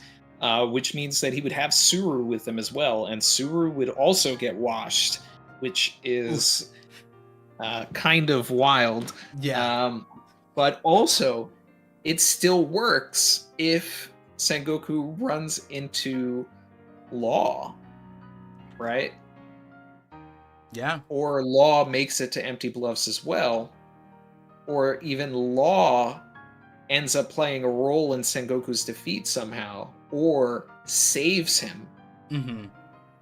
And so on the I Suru could see him point, saving him too. I thought about the Suru thing for a while. Considering I didn't make a video on this, I think I spent a lot more time, because Suru is one of my favorite characters and powers. If you guys didn't know, I don't know. I want Oda to just preserve like the ability to headcanon that she's equally as strong as Garp, because like we have no other.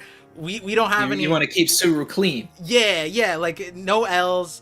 And hey, if we don't get any W's, that's fine, because she was a part of the 3. And if 2 out of the 3 are monsters, I'm just gonna say it. Suru has to be a monster, and I don't need Oda to break that dream, right? And then also, I've been vocal, like that power that she has is the power that I would love to have, because it's the only power that can make people good. And I think that's just cracked. But I was thinking that instead of because what we also get is the Impel Down kind of storyline with Green Bull. And Suru's been connected to Doflamingo every single time. So maybe she ends up going towards that direction, which I think we know, or we're kind of assuming Marco is going that way, or there might be some like Whitebeard. We're definitely getting Impel Down 2.0 for sure. Right. So Suru going that way would save her from cross guild, but I don't know what that would mean for Suru necessarily. Hey, maybe Suru's the only one that gets the W out of a 30, which that I would be fine with, except for the Doflamingo side. But yeah, I mean, look, I see Suru. I could see a scenario where like Suru arrives at Impel Down just as everybody's leaving. Like the breakout has already happened. Yeah. And then like Doflamingo is like, flying through the air and then sees Suru as she arrives, and then they kind of like lock eyes, which is it's fun that we make the connection between Suru and Doflamingo, because not only did they have that conversation at the end of Dressrosa, and she was involved in Dressrosa, she was also in Law's flashback, and took Drake and everything, which is why I always felt like Suru has something to do with Sword as well, because Drake is Sword and she basically trained Drake. She's the Garp to Drake in the way of Garp being Kobe and Helmeppo. And I could see a scenario where, based on everything that's going on in the world, she just kind of stands still and does nothing and just thinks that Doflamingo, like, getting back out there may actually reset some of the balance in the world, and just kind of like just crosses her arms. That's true. Her conversation with Doflamingo was not conclusive of where she stands, because she's just like, she literally, like, the reason we got that speech is because she let him cook, right? Like, she had all the chance to shut him up, but she was just like, no, hold on, let the man speak, give him the mic right now. She also said, I've been looking at the kanji and katakana so much in the last few weeks. I should honestly look at this one, but she kind of like refers to herself as a thief, kind of like Doflamingo. I think she says something along like we thieves or something like that. And that was interesting to me, because in a lot of ways, like, Doflamingo's always given respect to Suru, and I wonder how that's gonna play out later on. And then also all of the 3, all of the 3 have Garp, Sengoku, and Suru. Well, not Suru, but headcanoning Suru. They've all made friends with pirates, so like, to a certain extent, like, maybe it would make sense for Suru to have that with Doflamingo in some regard. But so I'm glad the Sengoku thing, that one stuck in a good way, because I feel like that's more interesting to me than him showing up to Pirate Full Island. Lit. Yeah. I like it better if it's a scenario where it's just all Garp and Kuzan and this like Snape kills Dumbledore sort of situation with Kuzan and Garp, and then we can do this like fun cross guild thing. Yeah, I think it's like, it's what Buggy needs reputation wise.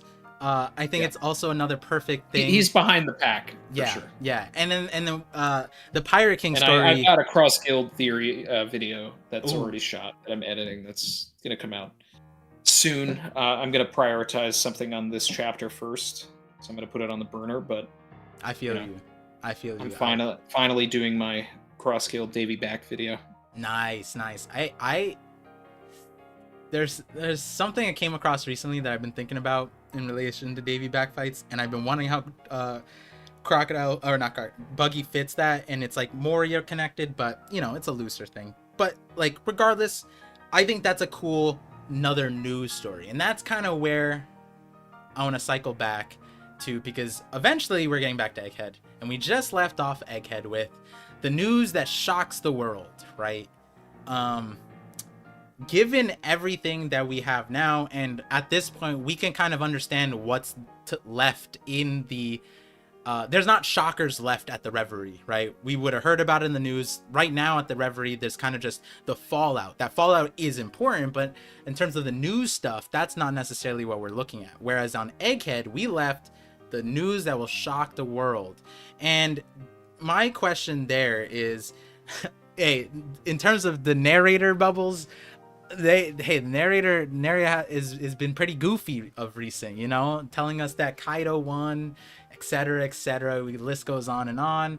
But how do you feel about that news thing? Do you feel like do you feel like you have a good grasp of what that news is going to be about? How that's going to frame Egghead? Are we going to just skip?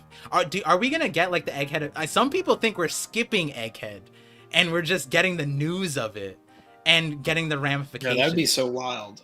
That would be wild, right? So like, where are you I at would with not that? be. I would not be A fan. I'm not on board for that. What's happening here is Oda took a break from Egghead because everything that is going to play to the end of Egghead needs these concepts to be told in order for it to make sense. So it's like if, say, Vivi Morgans and Wapol pull up in the blimp at the end of Egghead or something, and they get away in the blimp, or something like that, trailing the Sunny along or something, and it's damaged, and they're on a dock, and it's like the buster call at the end of Eddie's lobby, and it's like, oh god, what's going on, and the blimp just randomly shows up, and Vivi's like, come with me if you want to live. There's no it's so wild and random unless we like kind of jump out of it and understand a little bit of other things. If the Revolutionary Army just pulls up, and meanwhile we have been getting all of this information about Sabo being dead and all that without actually going into and learning more about the Reverie, these kind of concepts would just be like, whoa, and it creates a great like end page. But there's key things, and 1085 was like, just it really is an iconic chapter, and the framework of the story is not going to be the same because the catalyst of everything that happened there. But when we go back to Egghead, Right. we're going to have a new understanding and appreciation for the events that are going to happen.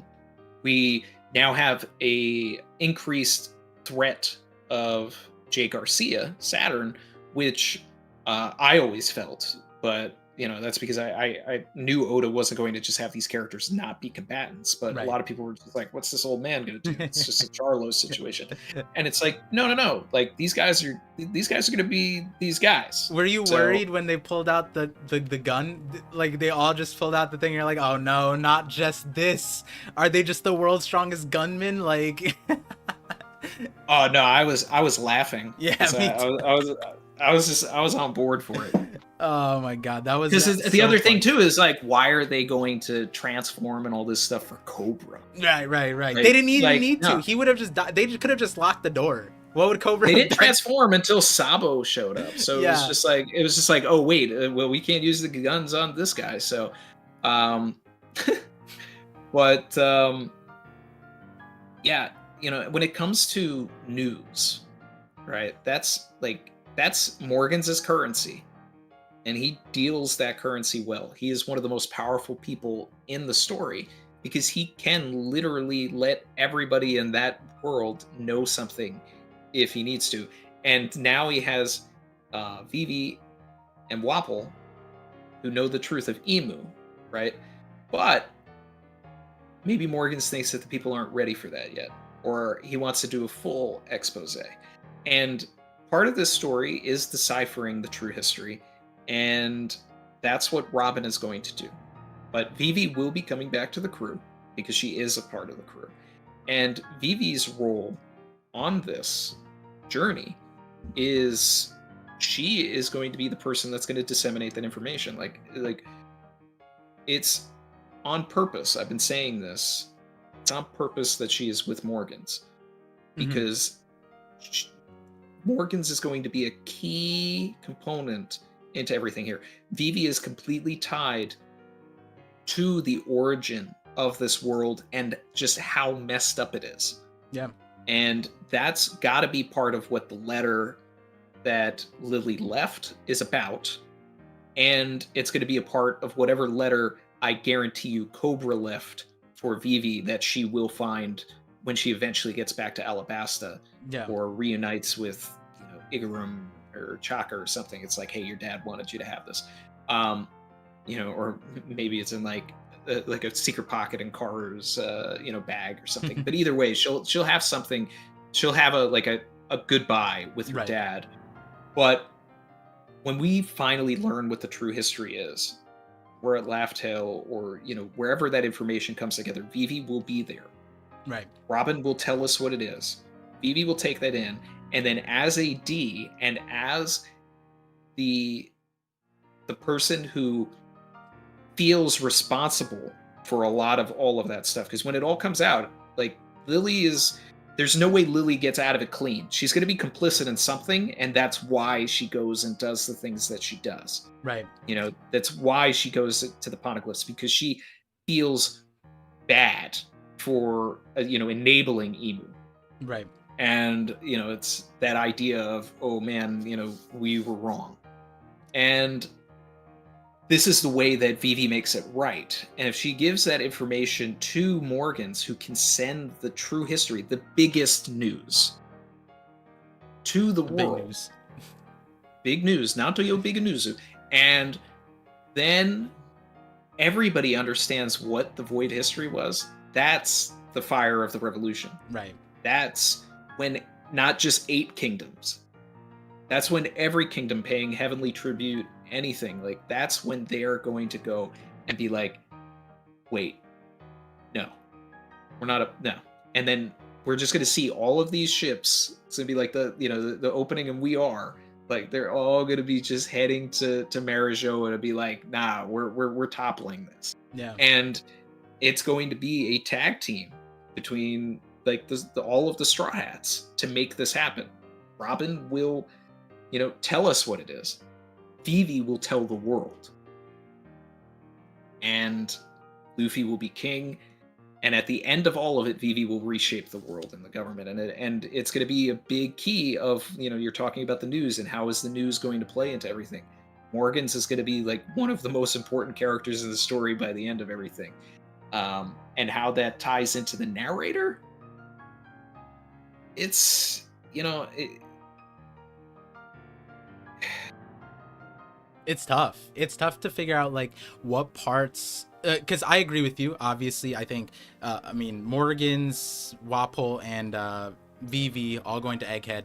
That's just the way it's gonna go, and they're gonna show up. That was the whole reason we needed that part, right? Like for the exact thing that you said, if they showed up without us knowing all this, it would have just been like, wow, cool, and then the rest of the story would have been like, we would have been it could have been done that way, but I feel like this way is a lot more suspenseful and impactful, the way we got it shown, especially because there's a lot of other things that Oda needed to show us at the same time.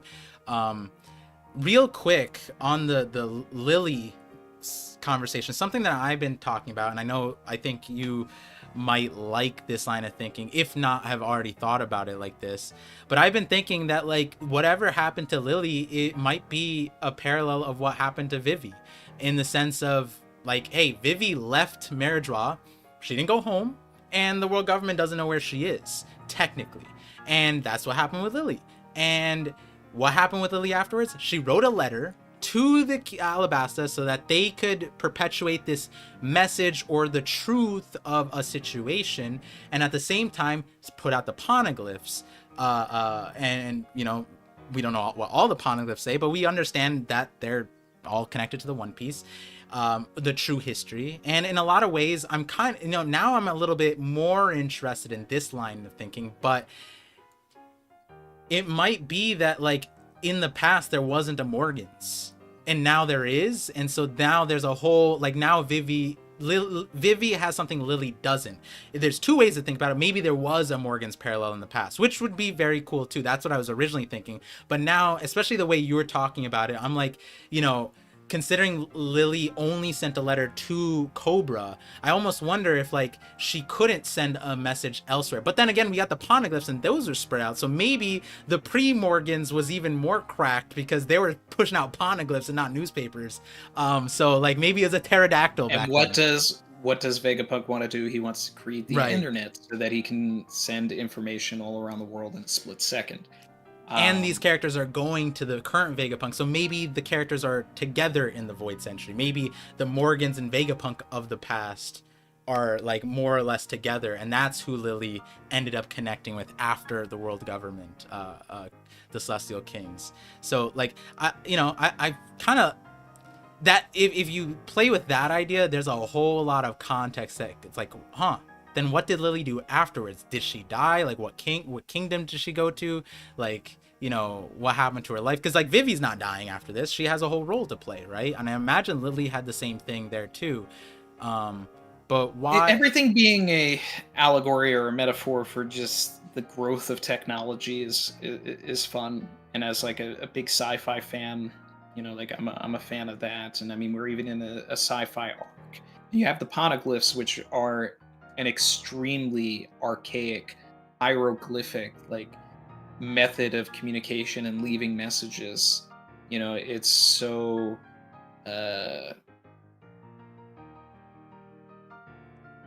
it's just so ingrained in, like, yeah, you know what, that's what they would do 800 years ago, right?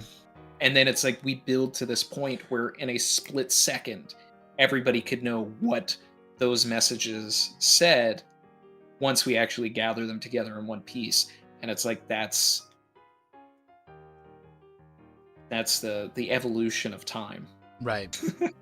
Yeah, it's interesting how Oda's using that, because, like, if the Egyptians left paper messages, we probably wouldn't have them, but they wrote stuff down in rock, and now we can see them and try to decipher them. And, you know, I feel like every single day more news about the hieroglyphs and cuneiform and, like, what Rosetta Stone, like, all the deciphering of all those things, we realize how much more advanced that they truly were. And like, they just, maybe their language wasn't as developed, but that didn't mean their methodology wasn't, which is very apt for, you know, the Void Century conversation. But, you know, that I feel like maybe the next chapter gives us a little bit more. I want to save the Eam Gorosei conversation for right after what we're going to talk about next. And then, so after this next part, guys, I'll get to the super chats, because I know I have a few piled up. I also want to get to the super chats now. I'm going to take a quick break. Okay, all right, sounds good. Let me get to some of these super chats then, guys, and then if there's ones directed at Randy, I'll obviously bring them back up when he's here. So thank you guys again for supporting, being here, enjoying the stream. I hope. I apologize for the technical difficulties at the start. 4 things before. It's like, I haven't streamed like this in a long time. I'm trying to get back into it. Believe it or not, multitasking is something I'm good at, but it's also something you got to practice for. So I see the Twitch chats. I appreciate you guys. Hey, who's this Kebman? That's actually a new name. You're carrying Twitch chat. I appreciate you. There's a few others, Peachy, Smokey, Called Zero. Appreciate you guys, and then everyone in the YouTube. I am reading. Hopefully you guys can see. I'm trying my best. Trying to get in. Yeah, and I also didn't get great sleep last night. For a lot of reasons. But yeah, I'm gonna try and make the streaming more frequent. outside of the chapter reactions, obviously, I'm bringing back the watch parties probably sometime this week. These conversations with creators, my own streams, and then the chapter streams. I'm finally getting enough time to make time for that, getting the flow of things, but it's not going to be like every single one every single week. It's going to be like this week a watch party, next week a creator conversation, next week that kind of thing. And then chapter reactions on top. So just want to let you guys know that. Thank you guys for being here. Thank you for all the gifted memberships, by the way, because that content should be increasing soon, I think, because I had some plans, but the last few weeks, if you guys have been in the streams, you guys, I've been getting updates. I've been so busy. This is the only week that is that is kind of free, sort of free. And then Oda dropped 1085, and I'm just like, come on, bro. I'm trying to catch up. Like, I've been praying for like an extended break, but here we are. So Terrible TJ became a member. Oh no, 3 months memberships. Can't stay to chat but like to stream. Thank you, Terrible TJ. LG916, $10 super chat says, what if Fujitora stopped Green Bull from seeing Vivi leave with the slaves on Sabo's ship? Sabo then told her about the D and left her to Morgan's, knowing he would be interested in this huge scoop. Interesting. Hold on. So from that perspective, I like that, but it's... And it also goes to, the original theory that I had, which was it was either Sai or Leo or Sabo, and she still gets a Viva card to Luffy at that point. But with the way that everything was disseminated, it's just like the way that like Cobra gave the message at the end.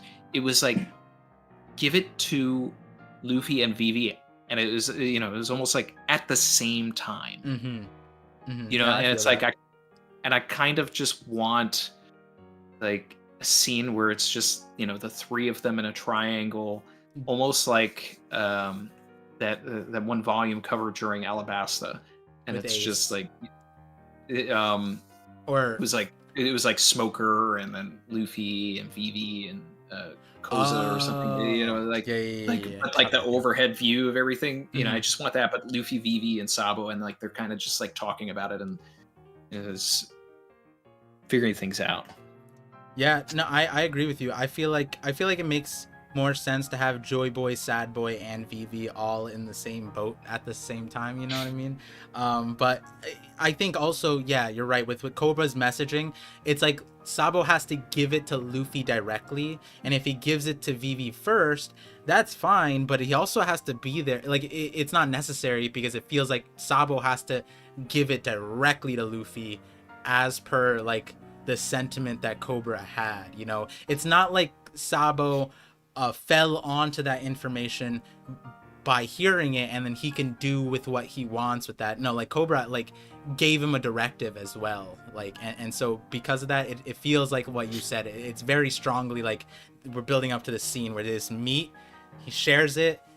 I'm still gonna like if Luffy actually cares about like, oh yeah, Vivi sister, woo, like I don't know, it's just kind of funny, but regardless, I feel like that is what it makes more sense for that play of events. Well, it's also like what's the impact of a scene, right? Mm-hmm. And Sabo telling Vivi all of this information, like, hey, your dad died and you're a D, go find Luffy.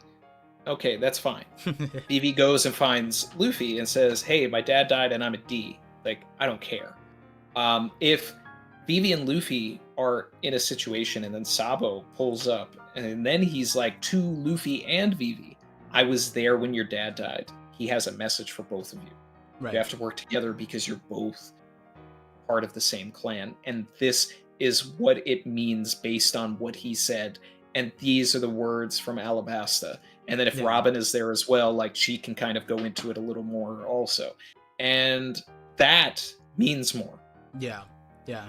And it also didn't feel like Vivi was particularly pushed into a, like she was obviously like, like protective of the Straw Hats when like during the Morgan scenes, but it didn't seem like she needed to go a certain direction. Whereas if she was imparted with like her dad's final dying message, I feel like she'd be like, no, Morgan's take me here now. You know what I mean? Like, we need to go here now. Versus it was kind of like, that's not true. Like, she was just being herself. It didn't seem like there was a I guess the word urgency, even though, like, that was another interesting part too of that portrayal, was like she was just crying the day before, according to Wapol, and then she was No, fine. Morgan's. And like, how does that play out? Because then it means that she knew about Cobra, she got over it, and she's fine, or like, it that whole. But the weird part about that for me too is like the timeline of it all, because it's just like, when is that scene taking place? Yeah. Because it's like, if she suddenly became so resolute that, you know, she's going to, you know, handle all of this business and everything, but meanwhile the day before she was crying, Yeah. and it's like, now she's gotten over it, but at the same time the reverie by that point, where we're supposed to understand, was weeks ago. And I mean, now, I'm not saying that grief is something that needs to be overcome in a day or anything like that. I mean, it comes in waves, but the way that Morgan's like sold that line made it seem like, you know, like that scene almost feels like it was during Wano. Yeah, no, I'm with you. Like, that was one of the things after this chapter. We went back Sinai, or was it previous one? We went back to like Morgan's, and we're like, wait, like, he left and then came back, and like, he called him, and then how did he, like, it was so weird, because it by the time Morgan's was informed about Wapol stuff, he already got that Cobra died. He already got that the warlord system was dismantled, and he already got that Charlos was almost assassinated. He already had that info, and at the moment that we are at the story, that info has not been processed by anybody. And the people who need to process it is the Gorosei. The Gorosei need to tell Morgans what to do, and it doesn't seem like right now there was any time for that. So it's like, even in that front, it's like, where do we create this time? So that's an interesting thing, and we could you know, wrap our heads around that. But I feel like that's just something Oda is gonna clarify sometime in the next few chapters, obviously when we get it. So we'll just have to wait on that. So going back on the actually there was a few super chats that came specifically about the Vivi stuff. So let me get to those real quick. Caleb Brown with $5 says, could all this info about Lily and the Void Century that Cobra have come from the glyph on Alabasta that Robin read? Also, will Emu try to erase Alabasta? No, I don't think that the information's from the poneglyph per se. But there might be, because like, the Lily stuff, it's all from that letter, and then I guess like Cobra put in context clues, but he also demonstrated that he has more context of Emu being from a original 20 Kingdom country than not. So like, we have to figure out where that information came from, and I have an idea. I'm not ready to share that yet, and it also would heavily derail maybe we get into it when we get into the power stuff, but like right now it would derail too heavy. But I'm curious, do you think, you know, this actually fits in here now when Emu's erasing the light? What do you think the answer was? What light was trying to be erased? Lelucia, a person, Sabo? I don't think it's Sabo, but what do you think that the person or the answer was? And if it was Alabasta, if are they on the chopping block now? I think they might be, you know, and it's the Gorosei and Emu knew that Cobra wanted to have a conversation prior to them letting him in, and prior to, like, you know, Emu ascending the steps. So, and the, you know, they refer to the Nefertari family as traitors in the first place.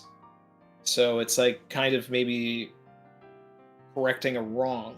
Now, I could see a situation where they Emu, let the Alabasta, the Nefertari clan, like, survive through the years based on a promise to Lily or something. Like, Lily's last words were like, you could take me, but leave my family alone. And then it's like, okay, but now your family is like rummaging into my business, so I have to break that promise. Um, so, there's something there's something to that. So I Mhm. think generally speaking, it's the Nefertari family. That's the light. Mm. Um, Interesting. Interesting. Yeah, I mean, because another idea that I was having, last chapter might have changed my pull in, or where I'm leaning towards, what's pulling me towards something similar that you're saying. But I was kind of like, at this point I was like, wouldn't it make sense that it's Vegapunk, because like right after they sent out the hit, like the CP0 to go take him out, and they threw out a Gorosei member to take care of it personally, and then Morgan's also referred to Vegapunk as the light that illuminates the world or something like that. And I was like, huh, like while we were getting that information, it didn't feel like Vegapunk would be the shocking thing, but like him dying being the shocking thing, and the light being erased, that would lend itself to the loss that Luffy has, what Imu wants to take out, and the shock. But I'm also like, in terms of shock value, I feel like a lot of people feel like Vegapunk would die. So as far as readers go, we wouldn't be shocked. And I feel like when Oda says like those narrator boxes, it's kind of like also to like, you guys are gonna be shocked too, you know what I mean? Whereas like this, I feel like Vegapunk makes a lot of sense, but he also doesn't. And then it's like, when people were saying Lily, that didn't make sense to me. If it's Nefertari, sure, because then it's like Vivi, and then it's like that affects Alabasta in a lot of ways. um but then you go back to like, hey, what are the Gorosei actually doing right now? Well, we see Saint J going towards Egghead, and so if that's the directive that Imu gave, then Vegapunk is it, right? Like, does that make sense? well, I mean, we see Emu, and he's Mhm. got 4 pictures and Right. posters, right? And it's the 2 people that are closest to becoming the Pirate King, Luffy and Blackbeard, and then you have Vivi and Shirahoshi. Now, we now understand that 3 out of the 4 here are confirmed D clan members. So does that mean that Shirahoshi is a D? We've never seen a fishman that is a D, but that doesn't mean anything because we have giants that are Ds, the Yeah. jaguars. Um, but The D does not discriminate, um, unless it stands for discriminate, which would be kind of ironic, but yeah. But the thing is that Emu looked at these 4 photos and decided that the biggest threat out of them all was the Nefertari family. Mhm. Like, that we can at least assume. Like, it's like, this is what I need to be worried about. This is what I, Emu, like, intrinsically need to be worried about. And that's the crazy thing to me. And it also goes back to, like, the idea of 2 sovereigns meeting, which I've talked about. And it's like, you know, Joy Boy is something separate, so it's like Vivi and Shirahoshi, they met at this reverie where crazy things happened, life-changing, world-changing things for, within the scope of the story. And you know, I'm still on the train that there's a possibility that Vivi is an ancient weapon or a conduit for an ancient weapon. And so in that case, we would have the 2 people closest to the Pirate King. We'd have 2 ancient weapons. Maybe they're all Ds, maybe 3 out of the 4 are Ds. But either way, these are the sovereigns that they've been waiting for. And the ancient weapons are also key to getting the One Piece, because why else was Roger too early? The ancient weapons weren't born. Right. Right. Yeah, no, it's man, the Vivi ancient weapon thing is such a like a it's like a voice of all things idea too. They like to say, it's just like, a lot of people who, at least the people who like Vivi and the Nefertari, they've come to that. Like, if you just look at the ending of Alabasta, and you're just like, yeah, no, that's different. She's making it rain. Like, that has to be something. And then we learn, and then we go Mhm. back to the very beginning of this conversation. Is like, Oda had probably most of the cards set up by the end of Alabasta, if not all of them. And well, not all See of what I'm them, but saying? like, If it's not Ancient Weapon, it's Voice of All Things, or it's like some crazy Conqueror's Hockey that affects the weather. Like, I have been preaching this for years. Like, BV made it rain. Like, yeah, no, I'm with you. Like, that's the thing. It's like, people don't want Vivi to be strong. It's like no one necessarily thinks that Shirahoshi is strong personally, right? Like, she has her weaknesses. She's commanding of a very powerful. She has influence. She has a very powerful influence, and I think that would be what you regard as Vivi. And whether it's necessary or not, it's like I feel like it just fits, especially now that we know that if Lily originally like a D, whether that was something she married into, got like absorbed, which is something I want to talk about right now. The end of the day, the Nefertari family was a celestial dragon and a D clan, and that is significant. We got to figure out why that's important. But just on the D clan part, now that we know that, like, and I think it's also supported by the fact that right afterwards we see Ace and Luffy basically like, or Sabo asking Ace and Luffy as a child, oh, what's with that D? And then like, it doesn't matter, do you want one too? And then they just threw it in and he named him Sad Boy basically. And I question if the D and I think a lot of people have thought about this, but Sai, someone who I collaborate with often, he kind of he's on this side completely, and I'm leaning towards this side too, where the Grand Fleet is this group of people that Luffy, Joy Boy, doesn't necessarily lead, is more or less an inspiration of, to the point where we see Leo and Sai taking up the mantle of the Grand Fleet of Straw Hat at Celestial Dragon with no directive. Luffy didn't tell them to do that, but they're like, who are you with? And they're like, whoa, we're with Straw Hat. And then now it's like Luffy also is getting tied to murking Sharlos again, by the way. If they try to cover up the first time, they're definitely not, I don't know how they're going to cover up the second time where the dude got accordioned. But this time, right, like, I kind of am playing with that, and I'm thinking, like, is that what happened with the D clan originally? Was it a group of people that came together? Joy Boy might have been like the symbol of the D clan, whatever that meaning is. That's separate, we don't have to even think about that. But the people who took on the D clan originally, or originally the progenitors of it, was it one person, was it multiple people, and was it people that took on that D clan to join the group, similar to the Grand Fleet, right? Like, I kind of where are you on that boat? Do you think the D clan is like a hard set lineage thing, or the original people just saw this Joy Boy and Lily, whether she had it originally or not, and they were like, you know what, we're D clan too, and Joy Boy just didn't care, like Luffy wouldn't necessarily care? Where are you with that conversation, at least? I mean, this goes to inherited will. Like, it's just, the D may not necessarily be blood, but it's like, we're talking about this in the stream. It's like, did Sabo just become a D by like inheriting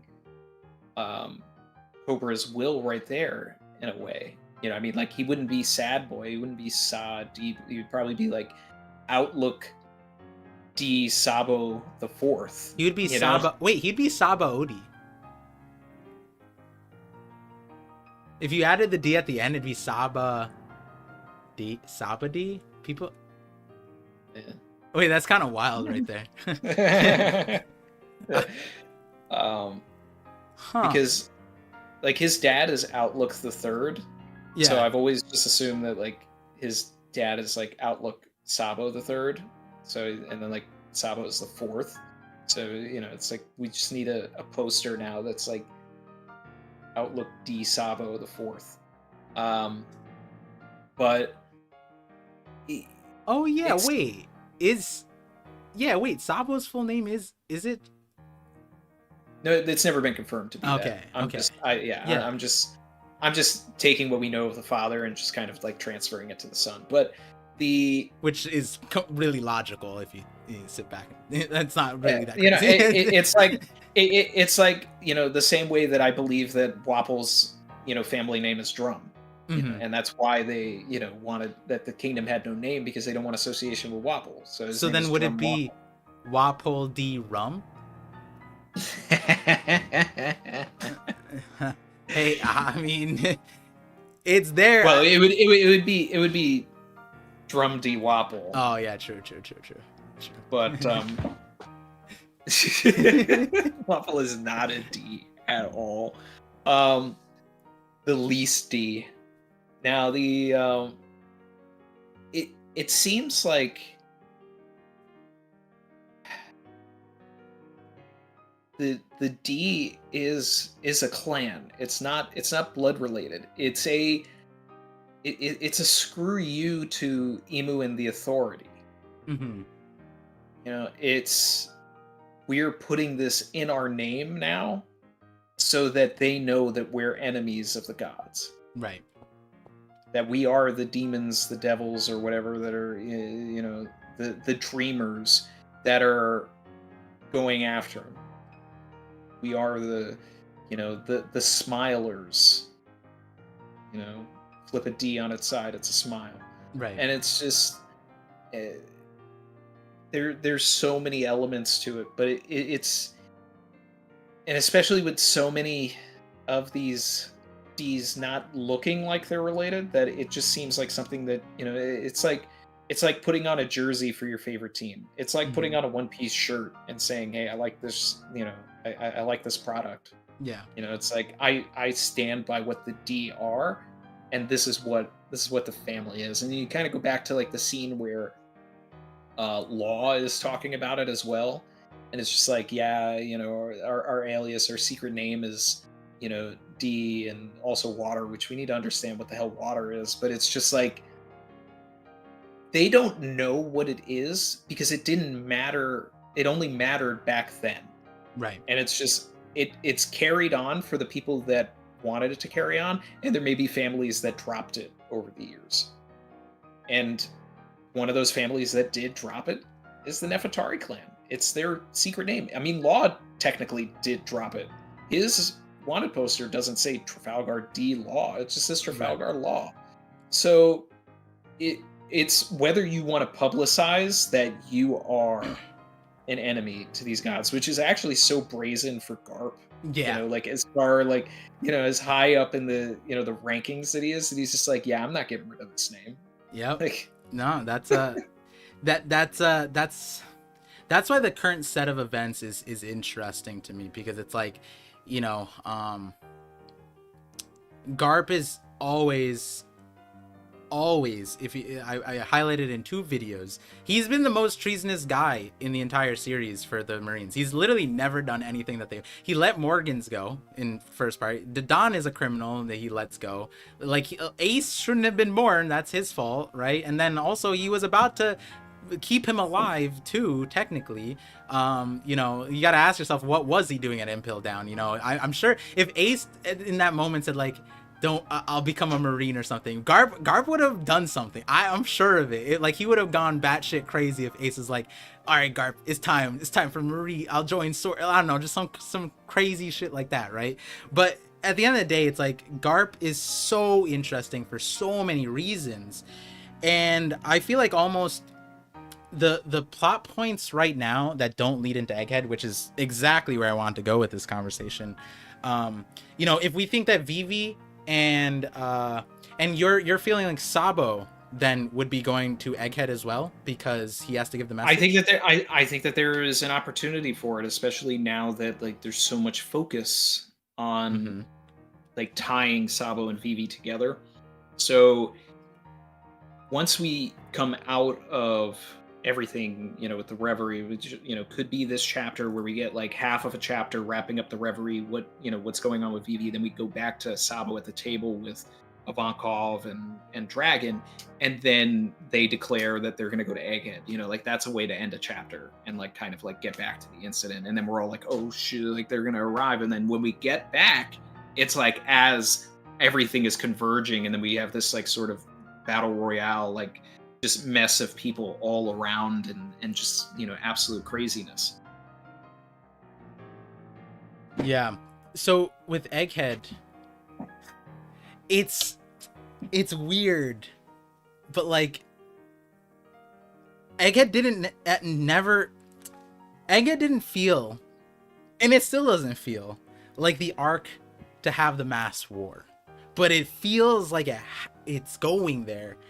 And does it do you see on the flip side any way to diffuse that, or do you feel like the war is what makes the most sense? That's what you'd want, like, you know, that's fair too. I'm just like I'm kind of like, is there a diffusal point? Is there something that allows the Straw Hats, everyone, to just like not avoid the fight, but everyone to kind of like what happened on Amazon Lily with Blackbeard, right? Like it came to a stalemate and they all just kind of separated. And do you see Sabadi didn't end. Mm-hmm. Sabadi was ended. That's true. So, and that is what we're inverting here. Okay. That's what we've got. We have all of the players from the archipelago. There's so much focus on Kuma, Bonnie. We learned more about Vegapunk during that particular arc as well. You know, set some key components up. Kizaru is playing a role here.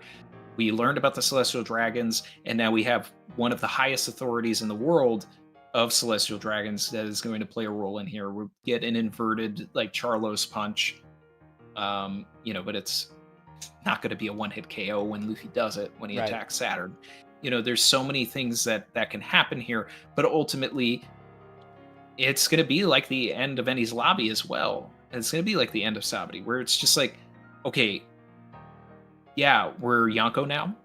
We have shown the world that, you know, we can box, we can hang and all that, but you have to know when to run too. You have to know when to realize that this isn't just a couple of warships. This is 100 warships, an admiral, a member of the Gorosei, at least 2 members of the Blackbeard Pirates, you know, different Marines, and some of them will be helping Smoker, Fujitora, or whatever. Revolutionary Army shows up to try and protect Vegapunk as well, because they understand how important he is, and, you know, what that means. What is the deal with this, you know, robot that is underneath? Do we activate that robot? Frankie is currently half stone right now. Usopp is stone. Does Frankie crack, and then now he has to rebuild himself? His wanted poster is the Sunny. Like, you know, does something happen to Frankie so crazy that, like, he has, it's like, that's the foreshadowing of it all. There's so many things that are just up in the air. We have the Paul room, right? Bonnie's in there. The only person that's going to mean anything to is Zoro, so I need Zoro to go into the Paul room. He also has, talking about connections and everything, like his scenes during the archipelago were with Bonnie.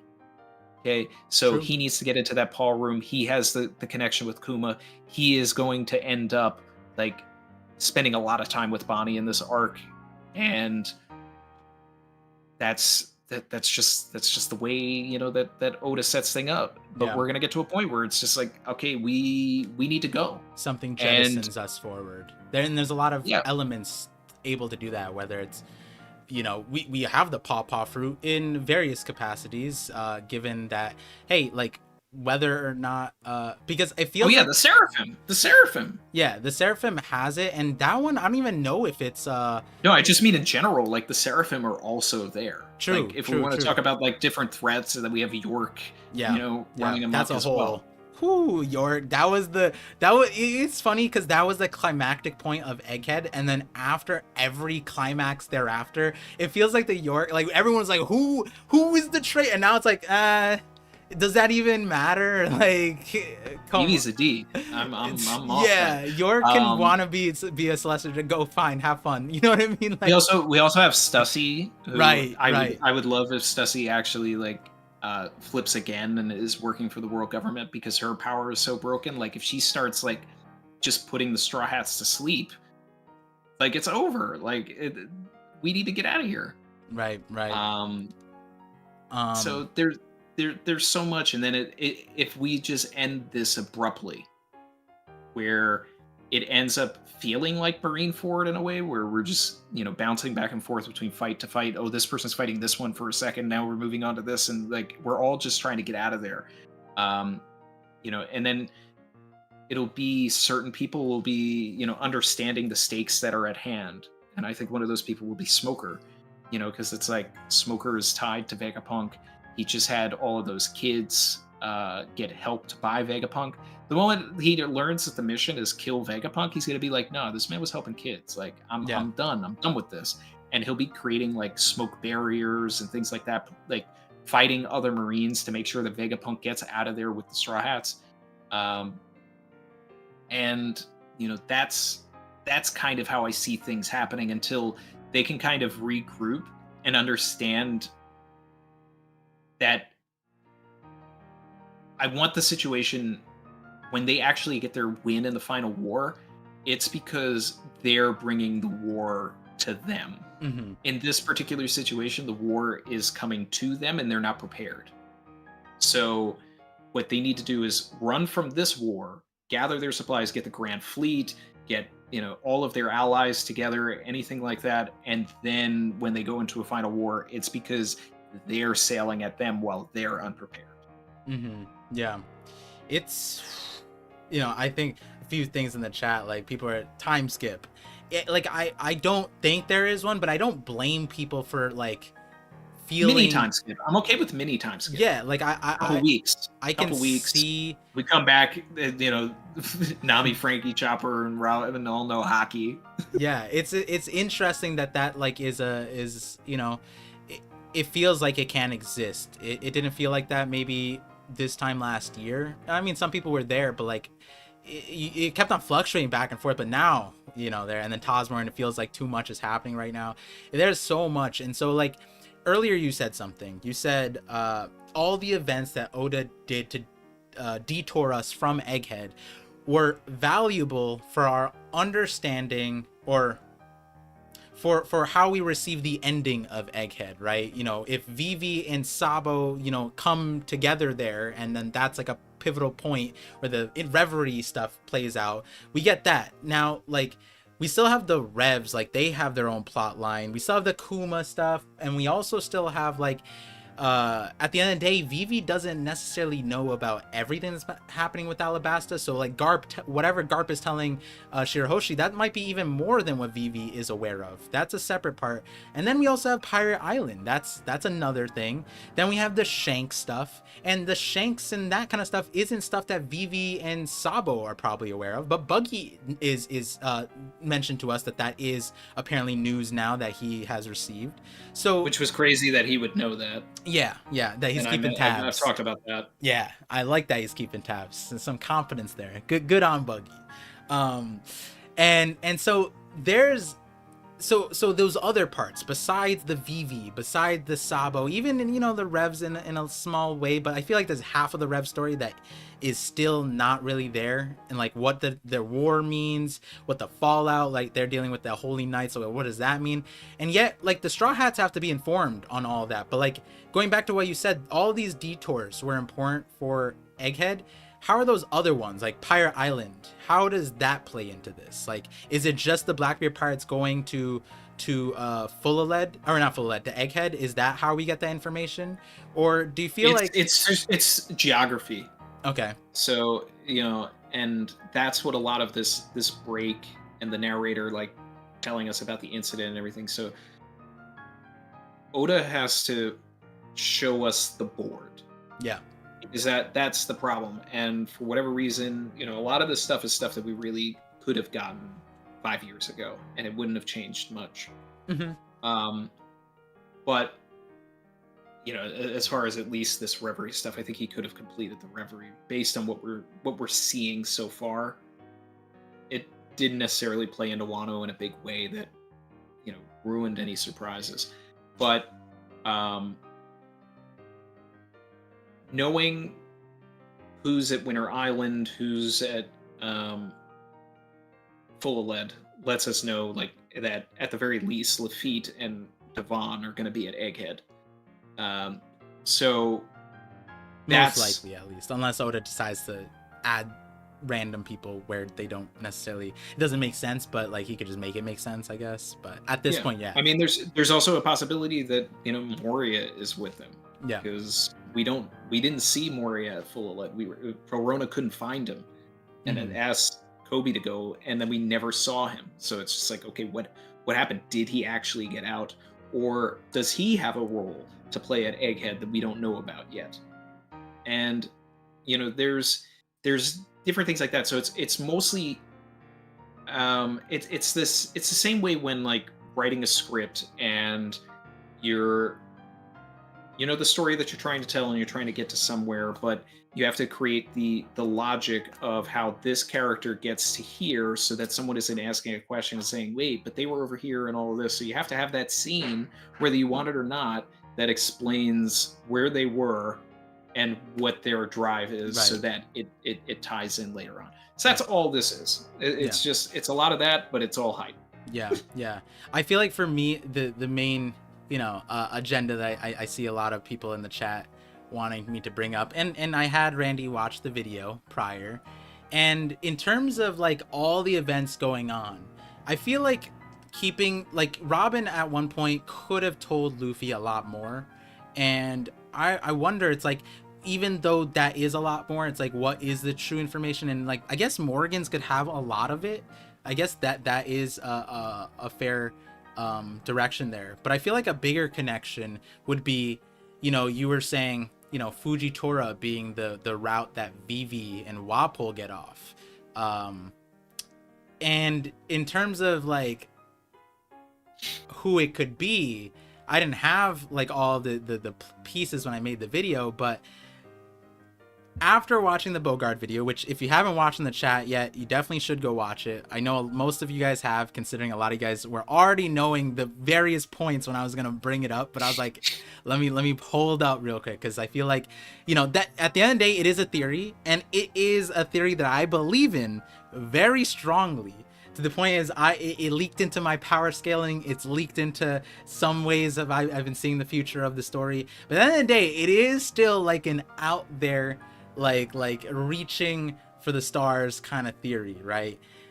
But I lean back on what we were talking about at the beginning of this call, which was Oda isn't forgetting pre-time skip. Like, he did the pre-time skip, the things that he started the story with are more important than what we got in the middle of the story. And at the end of the day, Bogard was positioned as a prototype for Garp, and Bogard also, like, the part of it, especially now that we know how the D-Clan thing works, like, he doesn't even need to be a born D-Clan. Like, he might just be given the D by Garp. I don't even know. But at the end of the day, Garp has been tied to all of these D-Clan members, to the point where it's like, I would imagine, like, Vivi was asking for Garp, right? Like, Shirahoshi is with Garp, and if Shirahoshi and them are D-Clan, then sure. But we have Bogard, whose inspiration. Vivi was asking for Garp, specifically. Right, exactly.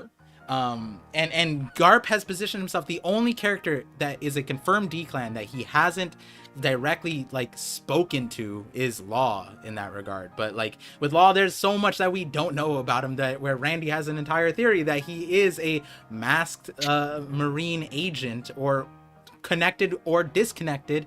At the end of the day, that would imply that Law probably talked with Garp at some point. Like, that just Garp talks to everybody, and so here's another thing too, right? And I brought this up in the Laws and Sword sequel video that I did, which really focused on the connections between Kuzan and Garp specifically, and like their relationship, and like where I really hammered down that Garp, that Kuzan is Garp's original protege, which Kuzan actually, said in, the chapter, like, right. Hey, like I was, he was basically the Kobe prototype. Yeah. So,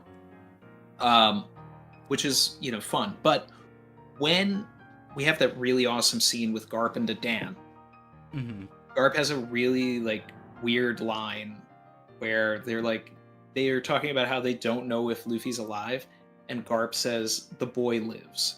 And he says it like he knows. And the only person that could tell him that information is Law, because he was on the submarine. Like, he got away. Like, how did he find this information? So it's like there are different ways to make it work where you can understand that Garp is having conversations with Law. Right, right. Like, That's yeah, true. it's agenda speaking, and we still don't have anything concrete, but it's like, why does Law pull up to Marineford? It's way better if it was something where like Garp gave him a call and was just like, hey, like we may need a quick exit, get over here. And if he already has a prior relationship with Kobe as well, like he is a character. He's one of the very few characters that Oda took the time to show their reaction to Kobe stopping Akainu, Right. Yep. like right before he was about to die. And then like it's Law sweating and just like, oh, like why would he care about Kobe? And then wouldn't you know it, like Vivi and Wapple, and Bonnie and Zoro, like these characters that are tied and connected, like Law is connected to Kobe. Right, right. Rocky Port incident, like there's just so many things that are drawing these characters together. Law and Drake, like literally in their introduction, literally in the flashback, like the kid that gets away in Law's flashback is Drake. Yeah. Drake becomes a Marine because of the interference by Corazon and Law in that flashback in the first place. So there's so many like little key things that kind of go into it, and I still believe that it would be one of the best twists in the series if Oda came out and said that Law was a secret Marine this whole time. But I did watch the video about Bogart, and I think it's funny. I think it's funny, man. I mean, because it's like Bogart was awesome in the pre-time skip, and then he is like seemingly he's missing, right, and but he is a reasonably notable character for when he was on screen, to the point where the live action is even using Bogart, right, like, and Oda is like I would imagine there's a lot of things the live action has to jump past, in for sake of budget and timing. And I think they announced 8 episodes, right? I imagine there's some side stuff that Oda probably is like, yeah, we like, maybe it is important to the story. I'm not saying that, but like for the sake of the live action's like core purpose, Oda's probably allowing like, hey, this thing cut out. So if Bogart's already signed on, then that like says a lot, because Oda is directly connected to the thing as per his like recent messaging.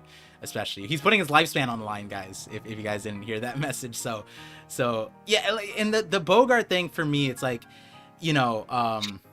it would almost feel like the Holy Knights, kind of like, it just out of the blue, we just have this a very important group that's the Revs brought up to us, like in a larger way. Yeah, Akainu brought it up, but like the Revs gave us a silhouette of the Holy Knights, and that's where I feel like Bogart gets inserted. There's so much that we don't know about the Revs that we just found out about, like their vice captains. We just found out that the captains are actually like formidable. Like there's so much that is lost in the mystery of the Revs, that if this character was tied to the Revs in that same way, then it explains so much. And then it's also like, yeah, I mean, if they need a swordsman at the leadership, the amount of weird importance that Oda put in designing his character is also just like yeah, he does that from time to time, but then it's like tied to the admirals like that. It's like, nah, I don't know. And then Casablanca is not like a small movie. Like that's a very classic, like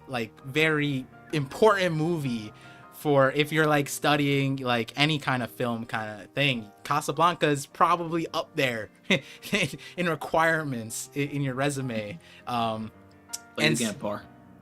So like, yeah, that Bogart thing, it's just weird because I feel like given his role in the movie, the character, like the refugees, we have Vivi who has to escape, and it's like, how do they escape out of like a military, like a marine situation, out of like a war zone kind of thing? It's like Bogart could fit there, right? If Garp is going this way, and it's like, how does Garp like facilitate all of this stuff, right? Is Garp doing all this stuff? Well, when we I showed mean, I up, would have loved if Garp was responsible for Vivi getting off of Egghead, but yeah, it that's doesn't seem true. like that's the case. Like Yeah, I wanted to see a scene of, you know, Vivi like going to Garp and saying like, "Hey, can you?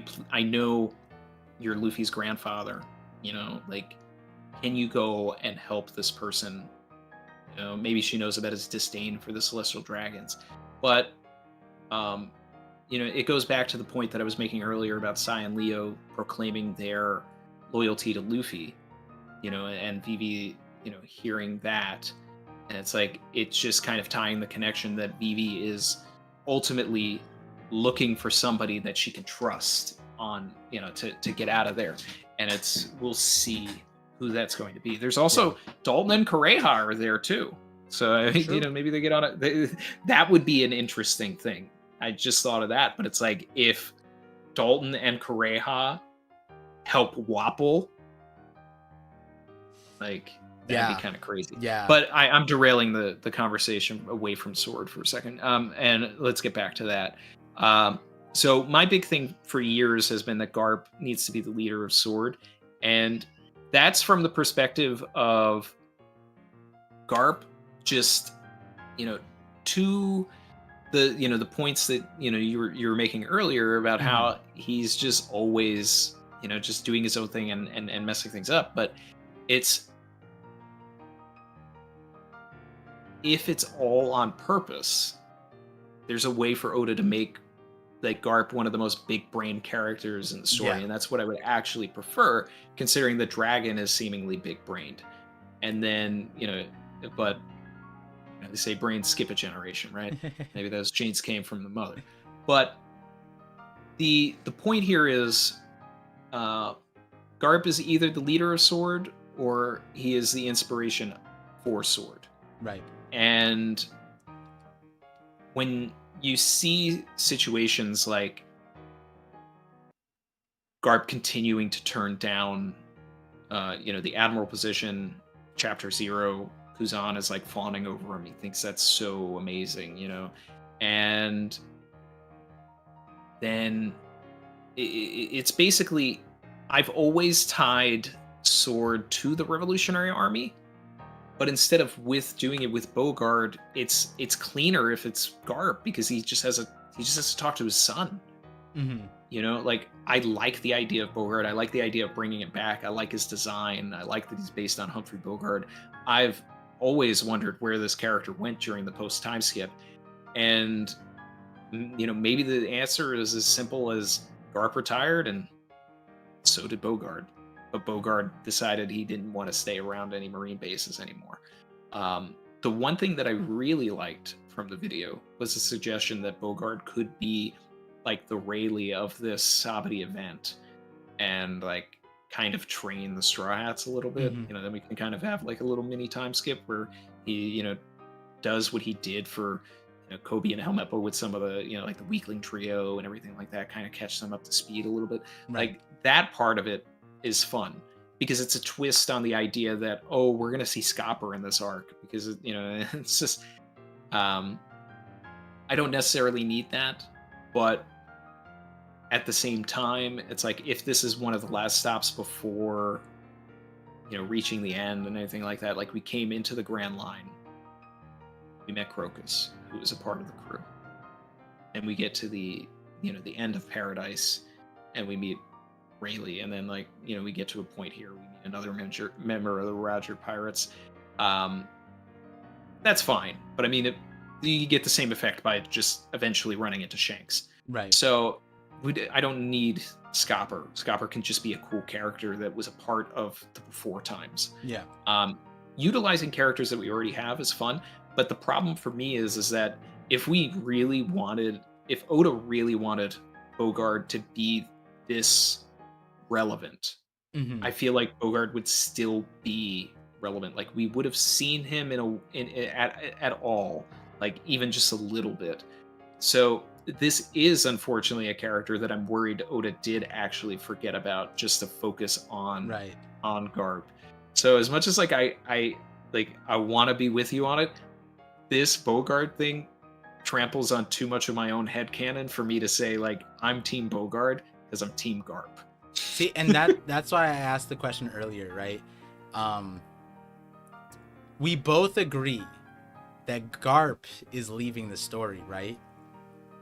So does it, and that's where it's kind of like, I think there's multiple reasons why Garp right now, he could be, I put out a few logic lines, and then, later on, TCB and OP scans translated slightly more indicative of this, and then I think the officials kind of just said like a Garp went with sword rather than like commanded sword or something like that. Like it's interesting on how another thing that like Oda is sort of playing with is how known sword is, I guess, in terms of like secrecy. We don't necessarily know how secretive they are to the Marines themselves, which I'd like some clarity in the future, and I'm sure we will get it. I But do want clarity on that. Yeah. but then the other part of it is if Garp is exiting, right? As far as you know, I think in terms of dying, he is the old guy, so Oda's going to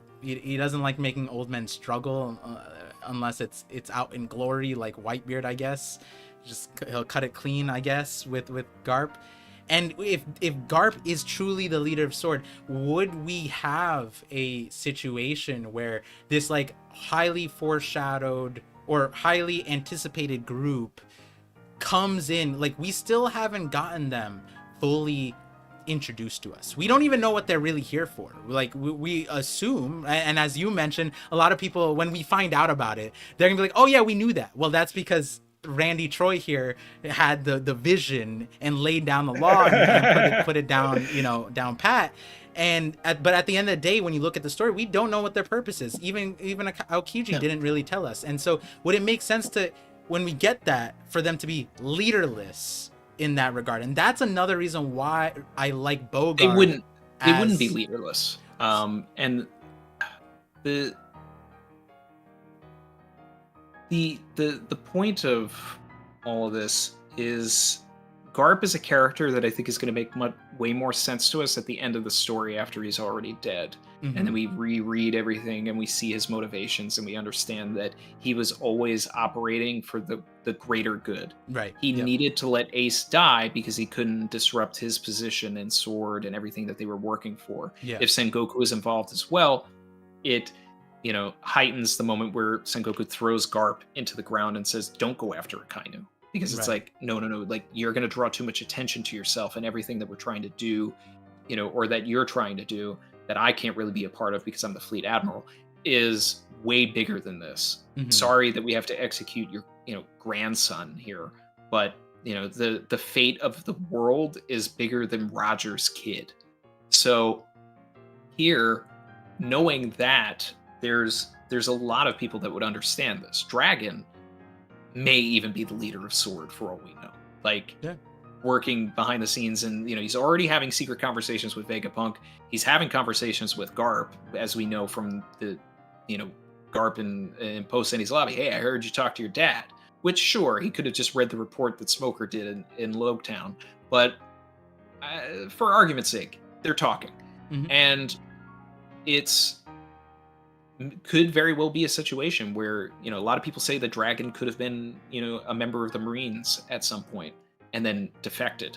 And what if he did defect but kept those relationships and like built Sword with his father or in his father's image and like kept in contact with a lot of these Marines and like kind of created this organization that they did put on paper to make it look good so that they could operate, but at the same time are secretly trying to overthrow the government and be the anti cipher pole, be the sword to the shield. Right. So there's ways that can happen.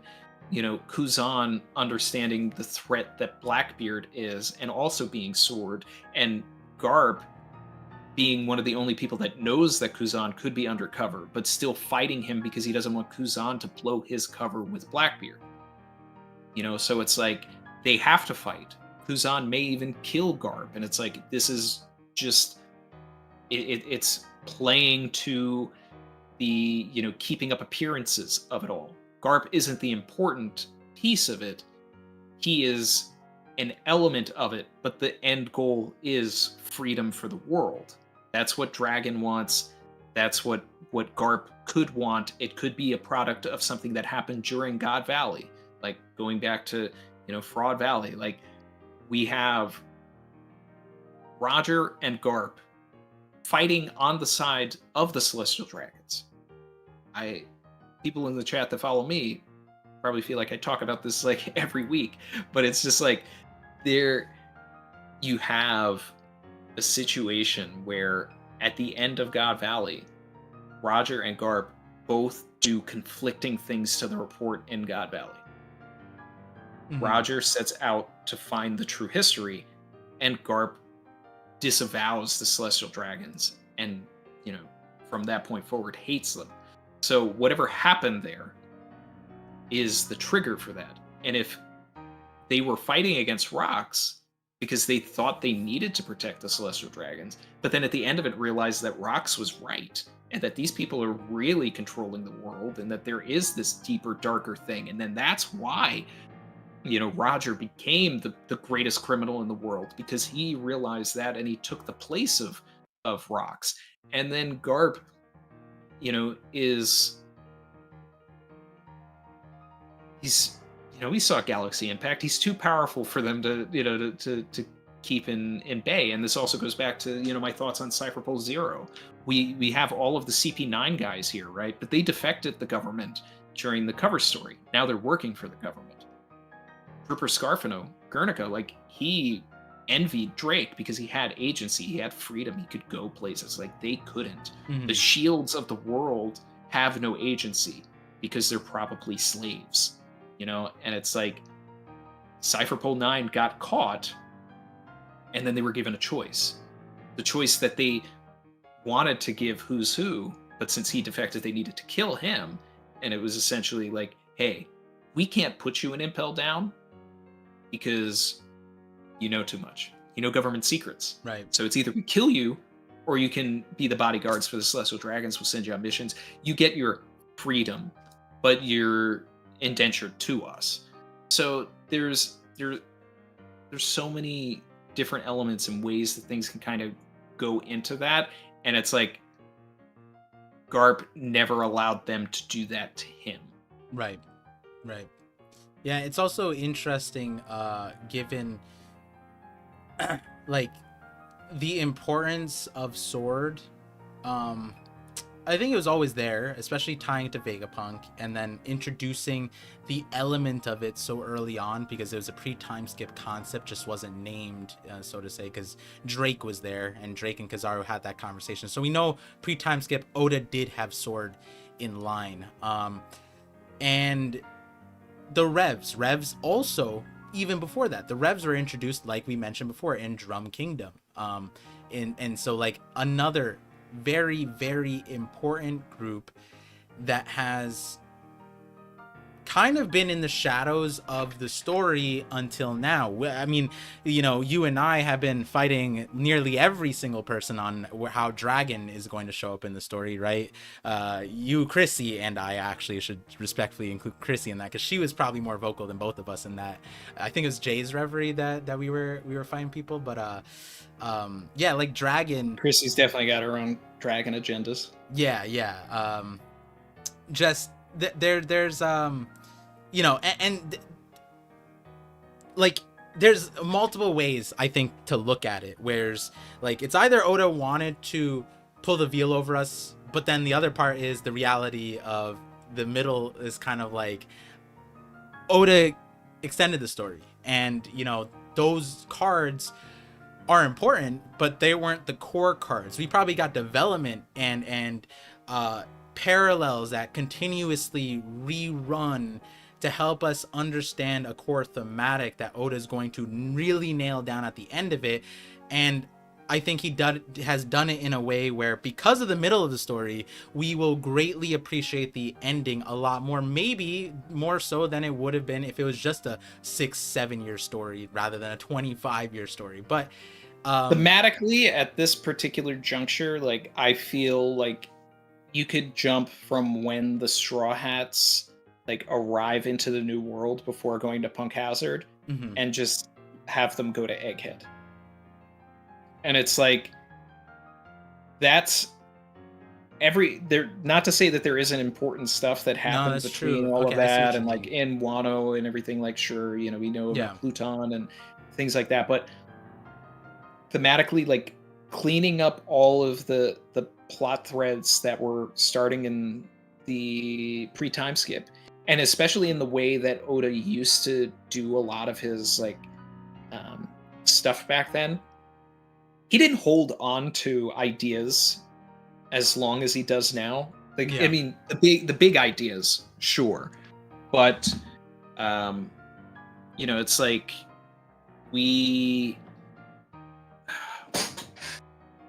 didn't have an explanation for Kuma's abilities during Thriller Bark, and that was like a big juncture or whatever. But you know, we didn't have to wait 10 years. Yeah. We only had to wait like two, and you know, and then we knew what the fruit's name was. We Right. understood like kind of like where what it does and how that happens. And it's like, if we kind of go Thriller Bark, Sabati, you know, do everything with the war, and then kind of go to Egghead, and we just like continue this Vegapunk trend and this Kuma thing. Like, it's like we're picking up where we left off from that perspective. Right. No, yeah. And that's actually like, oh, I think like Wano specifically had plot lines that probably are important and might be I would say unique, but they weren't necessarily like, they could have been inserted elsewhere. Probably like Roger's backstory is a huge lore dump section that, hey, we probably could have gotten in other parts of the story. It just ended up, Oda put it into Wano the way he did, sure, right?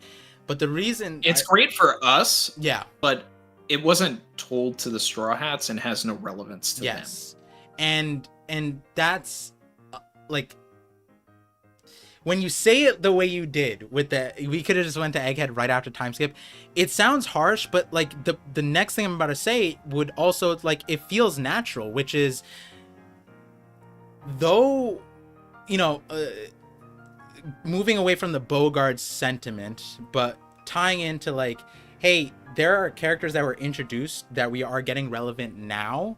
Hey, the Revs and Sword, pre-time skip concepts that are being given importance now. They haven't been given importance at all, which gives more credence to what Randy is saying right now, which is like, you know, all of the relevance of the Revs and Sword weren't really in the Yonko saga, and that's more reason why they are really, really core to the story.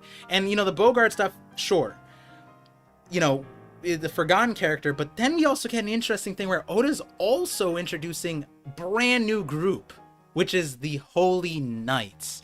And I'm gonna go through super chats, but I want to ask a question for the chat to think about, but also Randy, I'm sure like you've had the various ideas, but given we only had 2 panels, I'm just kind of curious.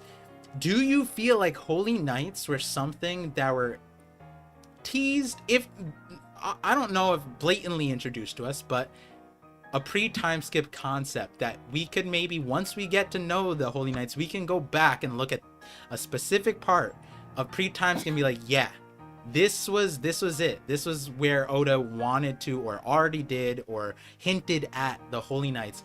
And going back to what you said, so that once if we were to go into like the time skip and just jump right in and then introduce the Holy Knights, it wouldn't feel so odd. But now that we put a decade in between, we might have forgotten a few different things that the Holy Knights might have been relevant for. So I'm gonna get through some super chats. We'll get through them kind of quick. I read through a lot of them. We can go through them quickly, but hold on to that question, guys, and then that'll lead us to the last part of the stream. I don't want to hold Randy too much longer. I didn't really say a time, but you know, we also appreciate you, Randy, for being here. How much time do you have? I don't want to like drain you out. Let's see, we're at 2 hours and 30. 16 minutes. Yeah, 16.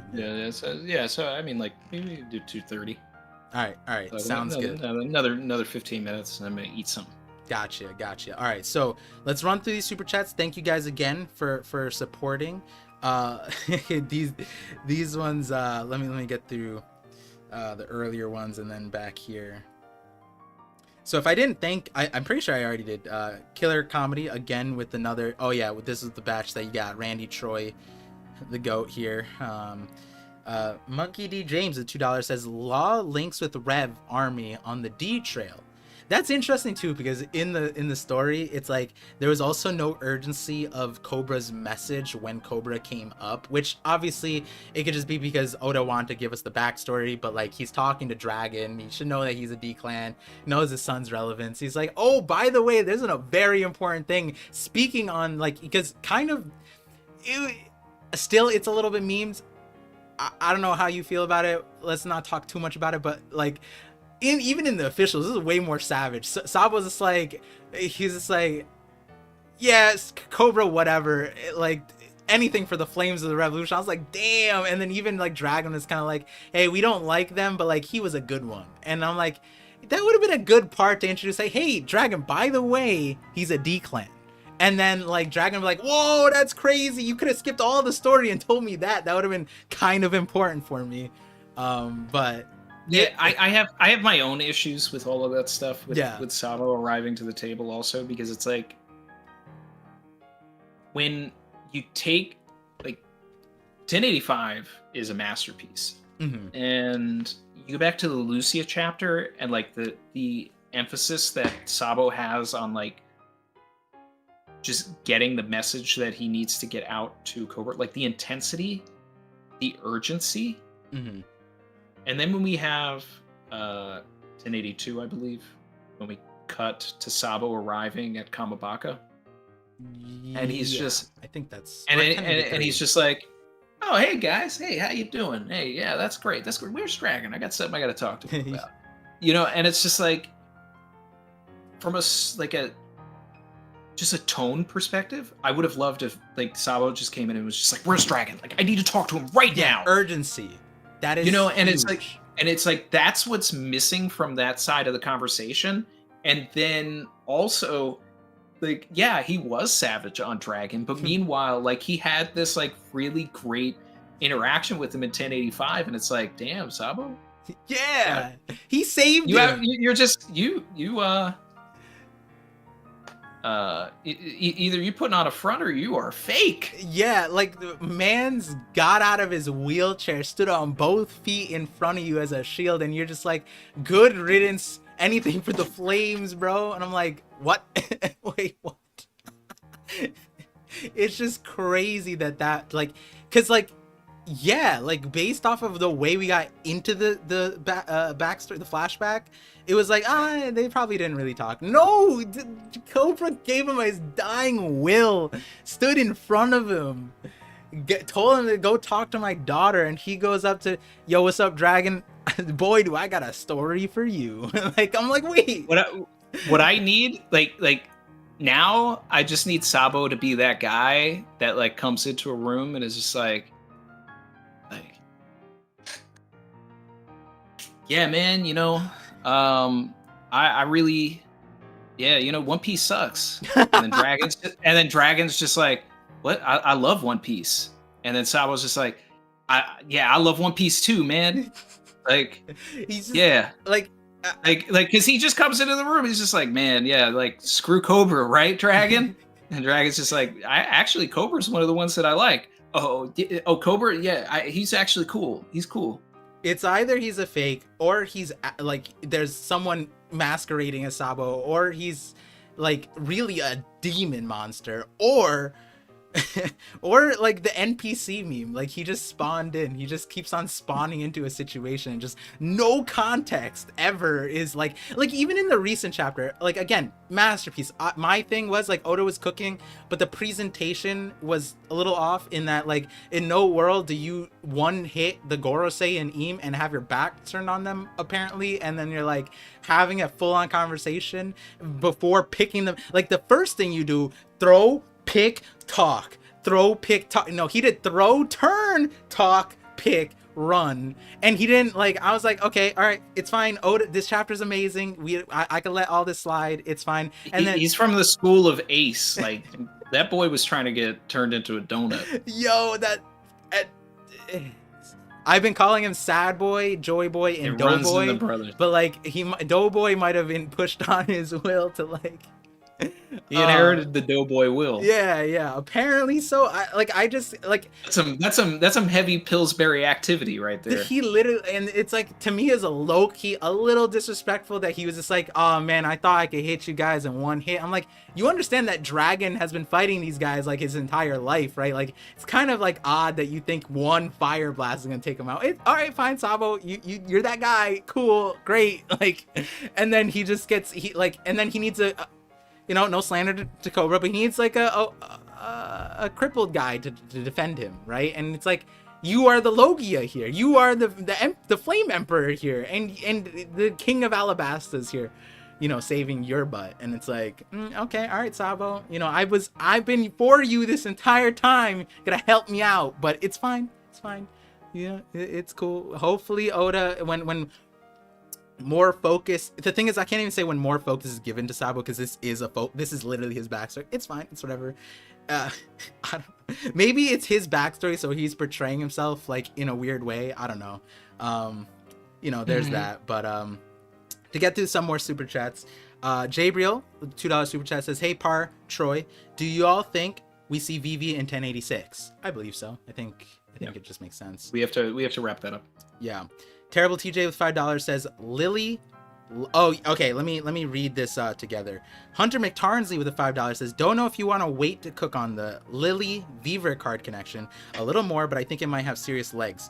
And so I think I've told you about my the straw hat is a Vivre card, but Hunter came in guns blazing in the 1086 or 1085 stream, and he was like, is it possible that yes, we have this message that's portrayed out with the Ponigus, whatever, but that alone, is that enough? Wouldn't it make sense that we also tied Vivre cards? And the thing about Vivre card is Vivre is life, and then also Vivir in Spanish is life. And so he's saying is there an interesting connection? Maybe Lily is the progenitor of Vivre cards.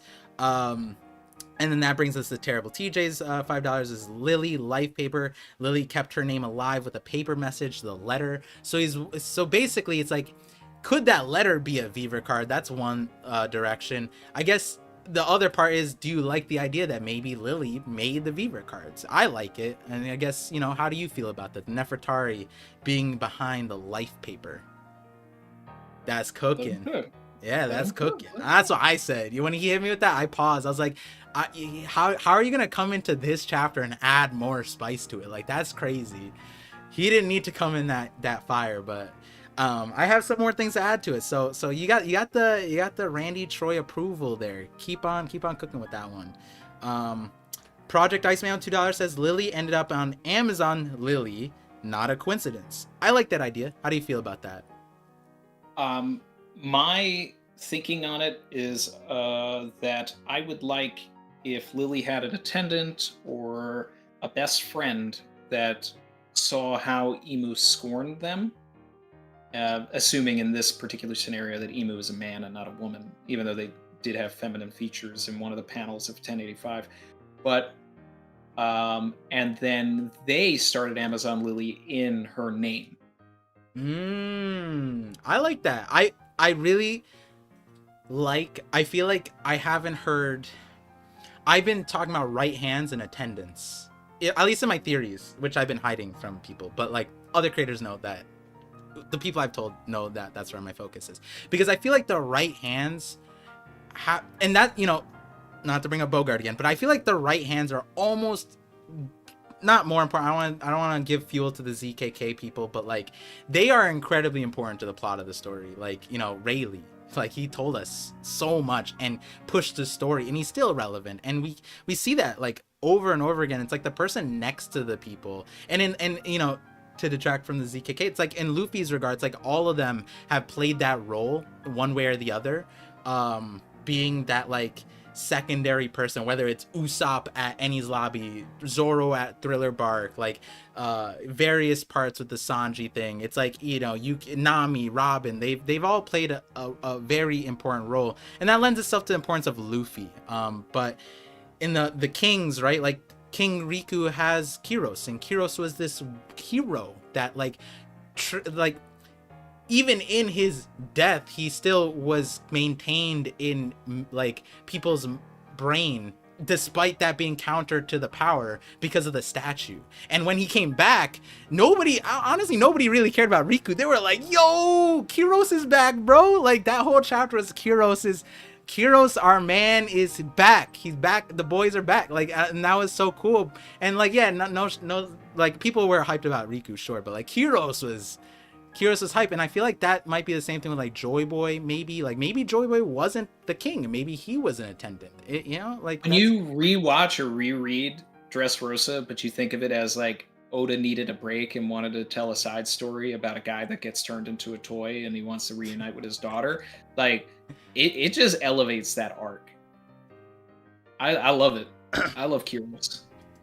Yeah, Kyros is one of the goats. I wish there was a place for him to be like more powerful in the story, because like the man ran across the country with one leg. Like that's just kind of like I still remember the few line where Treble was just like, wait, how he has one leg, like like how did he do this? And Rayleigh swam through the Calm Belt, bro. Like One Piece characters are just built different. Yeah, like, that's just what it is. I think it's blasphemous that Kyros doesn't have like confirmed hockey, because I don't know, like he just needs it. Like, I feel like he did though. I mean, he didn't end up using it. Did he have armament? I don't remember it being like they never showed like, hey chat, let us know, because I don't remember him having... look, even if it's headcanon, like there's no way Kyros is defeating Diamante without hockey. That's fair. That's like, fair. I mean, like, observation hockey is something he taught Rebecca as a soldier. Like he had that. I mean, like I feel like he has conquerors. Like he should have, like, did bro persisted as a toy trying to save the nation. Like that's a conqueror's kind of thing, you know? The crazy thing about it too, though, is like when I think of Doflamingo, like the Doflamingo family, like I don't like, even though Treble was like his right hand during the fight, like I think of Diamante as the real right hand. I mentioned that like in the, and then it's like, and it's like, here's this other dude that is just like, he was never, you know, in the story before, and he comes in and he basically takes Zoro's opponent. Mm-hmm. Like that's a crazy thing to think about when you like kind of like reframe like Dressrosa. Like if Dressrosa was something that was like really compressed and like you took Kyros out, like that's who Zoro's fighting. Yeah, like, he's fighting the dude with a sword. The sword like morphs. Like that is him. That is the perfect... Wait, no, you're 100%. 2.0. Yeah, wait, Kyros took Zoro's spot. That's that's a short video for sure. That's a TikTok. But yeah, no, like Law as Luffy's right hand throughout the arc too. Like Zoro got done so dirty. Like he was fourth rung in that arc. That's fair. Yeah, he got the Admiral W. He fought the Admiral, which is the only other person who fought, and he wanted to run up on Fujitora. So, you know, give him that. We can give him that. But you're right, in terms of antagonist one-on-one, like he got done. Like honestly, I wouldn't want him to fight Treble, but like it would have been too easy for him. Like he wouldn't even need to know that he was made of snot. He would have just killed him like instantly. Like that wouldn't have even been a question. But you know, we move on to Mr. Bushido with the 11 months visionary membership. 11 months woo. Carrot for Nakama, by the way. Hey, we'll give you the slide because it's 11 months. We'll look at the ones as 2 carrots. 2 carrots can join the crew. I'll give it to you. Mr. Bushido follows it up with the €2 super chat. Says Carrot, the vegetable. Carrot gets Bonnie's devil fruit, the moon rabbit. Hey, at this point, Mr. Bushido, you can start a channel just on Carrot, and you probably get a strong following, because you're not the only person. I still hear people talking about Carrot on all platforms, actually. Mr. Bushido with the €2 says, so Ace gave Sabo the D and Vivi has a D. Yes. This is. I mean, like if Sabo is like the D, like this is how it perpetuates. Like it's just kind of like a mindset thing, um, like something that you own. Like once you recognize it, then you're like, I take on this mantle, kind of like a flag, right? Then yeah, I could see Sabo doing that. But Sabo and the Revs, it's led by a D clan member. I've talked about it in the Bogard video, how it's funny that there is no other D clan member in the Revs, but now Sabo is a D clan according to the next chapter, which is hilarious. That was something I said in that video. But hey, in my opinion, if Garp isn't in Sword and Bogard isn't in Sword, then I would like it if there is a D clan that's leading Sword. And hey, like it would be weird if it's Law, but I would like it if there's a D clan, because I feel like D's are meant to lead the change in the world. Wherever it is, they're supposed to lead it. And I need Sword to do that. So if it's not D Garp. if it not Garp, which I agree that Garp could be there, right? Garp could be there. Then, and if it's not Bogard, then we need a D clan there. We definitely do. And so if it's not Bogard, then I'm on the Garp boat. Let's see. Monkey D James with the $2 says Rosinante was in Sword, but Law wasn't. Yeah, like the whole context of that, because like Sword, it wasn't ever like verbatim said that Rosinante was in an organization called Sword, but that was also so far in the past that we don't even know when Sword was officially made, when they were, whether it was God Valley, whether it was a recent, whether it was O'Hara, we don't necessarily know. So maybe Rosinante was in the prototype of Sword. Maybe that was the birth of Sword. And maybe like the ideals. God Valley for me is the birth of Sword. Yeah, and I think a lot of people, I think that's a very valid even point. if it's ideologically. Yeah, and because that's when Garp, decided to go up against, and the ideals that they be the counterculture. Right. And I have a version of the events where it's like O'Hara could be it, where it's like, Garp's role, and the reason why he couldn't turn back a Marineford is because he's locked into the Navy. He was trying to create the Navy to not be sheep, to make people who follow their own ideals within the Marines, which it didn't have at the time, where we get like an O'Hara event where Kuzan was following the orders instead of following his ideals, and then at the end of it he did follow his ideals. And I feel like if Garp wasn't in the story for all those years, the 20 years in between God Valley and O'Hara, or however many years, then that kind of thing wouldn't be possible. And I feel like that's why I tied Saul to Garp. And I feel like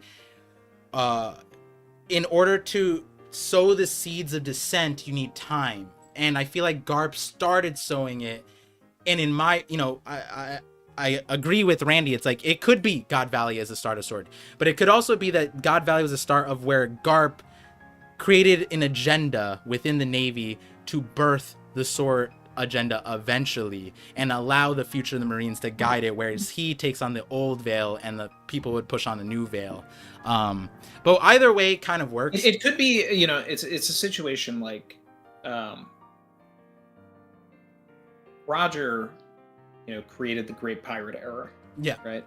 And through Garp's actions in the Marines, like he could have created the Great Marine Era, or some sort of like version of it, where even if he doesn't create Sword, like at the very like basis of it, he is the ideological figure for it. So it's like someone may have even came to him, whether it's Kuzan, Sengoku, or anybody, and just been like, hey, look, this is what I'm planning to do, and it's inspired by you.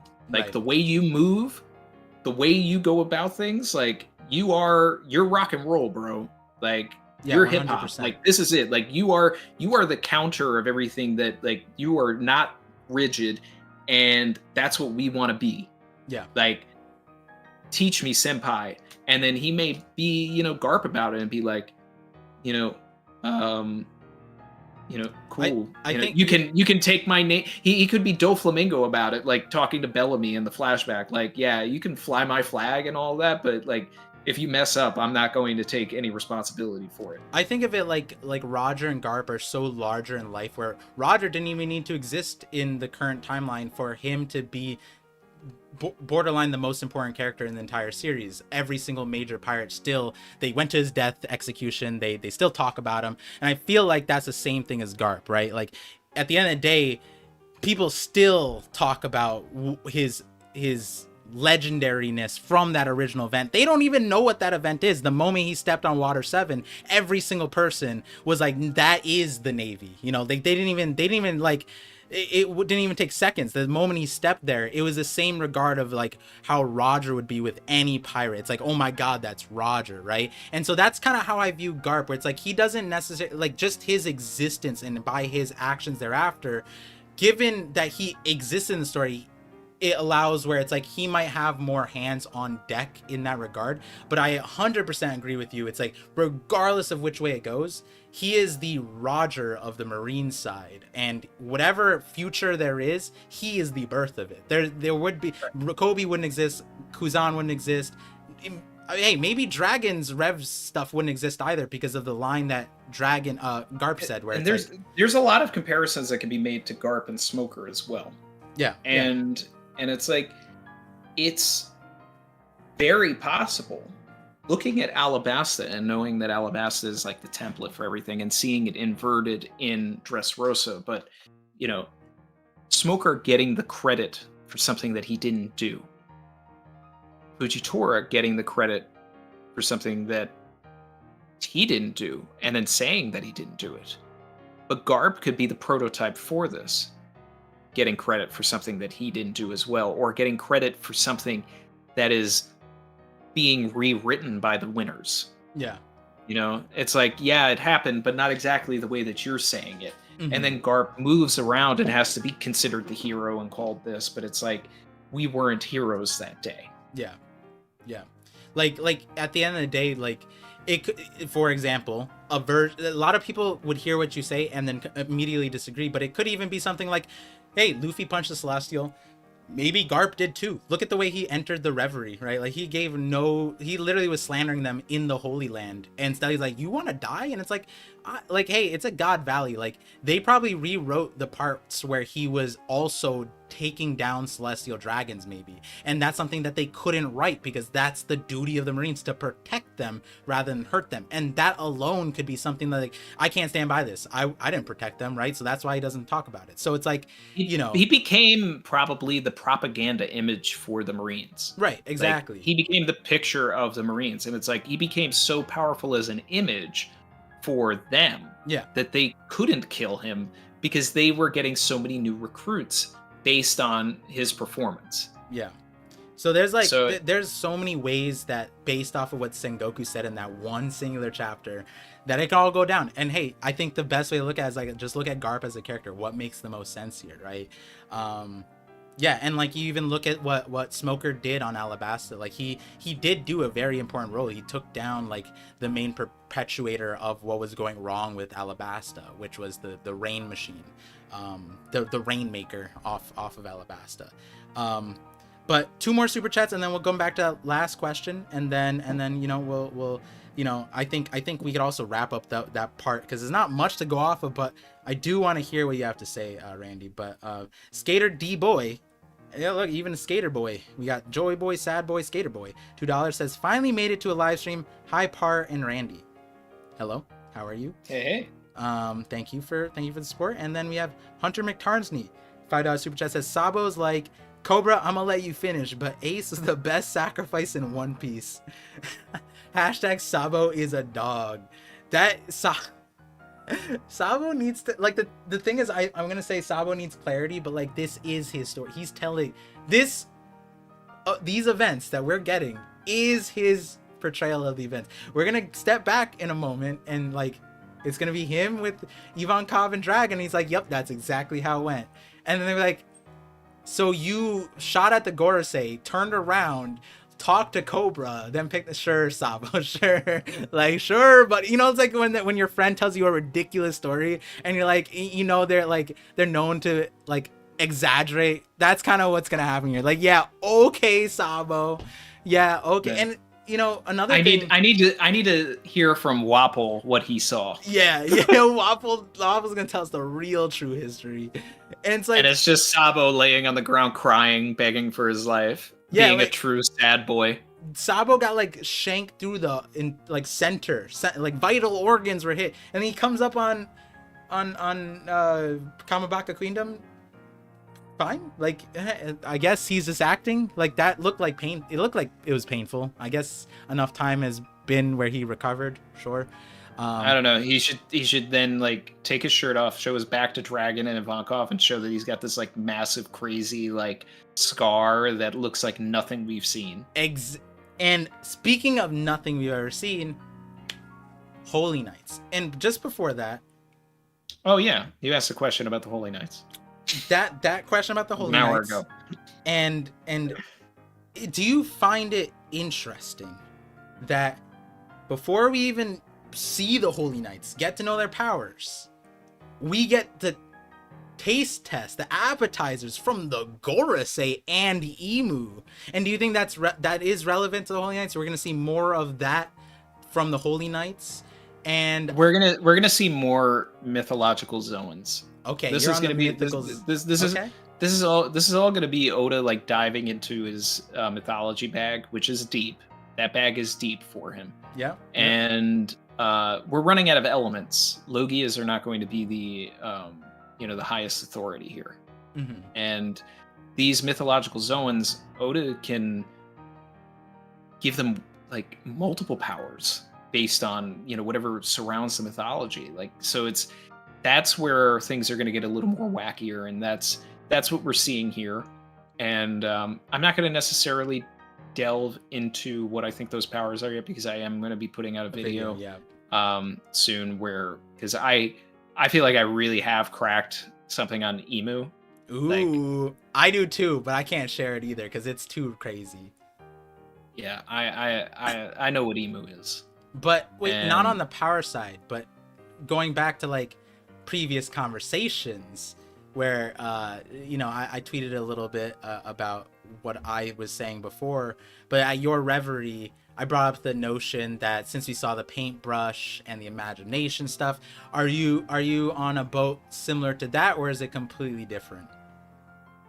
It's completely different, but okay. the idea of it being the opposite of what Luffy is is still applies. Okay. All right. And it's not as on the nose as everybody. I mean, it kind of is, but in a different way. I don't think anybody's looking at it from this lens. So I'm excited to get this out there, and that's why I'm holding on to it. No, hold on to it. I expected you to be that way here. That's why I saved a little bit of time, because I figured we wouldn't have a lot, but this would be a good way to tease what you have. And I feel exactly the same way, because I had a few Eam theories, and though the next one isn't gonna be completely connected to previous ones, it does add up and it does make sense to what previous things are. But it's crazy, like I gave a hint in the chat as to a direction. It's not exactly where it was, but where I was thinking. No, I was just doing some research on some things, and I found something, and like I immediately was like, Chrissy, you need to look at this. And we both looked at each other and was just like, oh damn, did we just figure this out? Like it's gonna be fun. Okay. You don't have to answer this, but I started on a trail of where did Cobra hear Emu's name? Did you start on that trail, or was it a different starting point? Well, actually, that's a fun question. What started you on this rabbit hole of research? If you can share that. It's actually a television show that Chrissy and I were watching, and something that she kind of said offhandedly, and then it kind of like tied into some things and made me think of something, and I'll be able to elaborate more once I do the video. TV show. Ooh, Randy notes here. Ooh. But the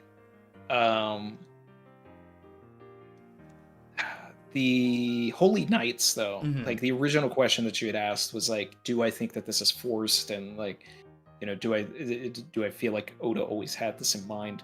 And it doesn't necessarily matter if Oda had all of this in mind, because what he's done in this story is he's created like 1,000 characters, Mhm. and he has to service so many in the final war. And right now, I feel like the scales of power and like really strong people are on the side of wanting to topple the government. Yeah.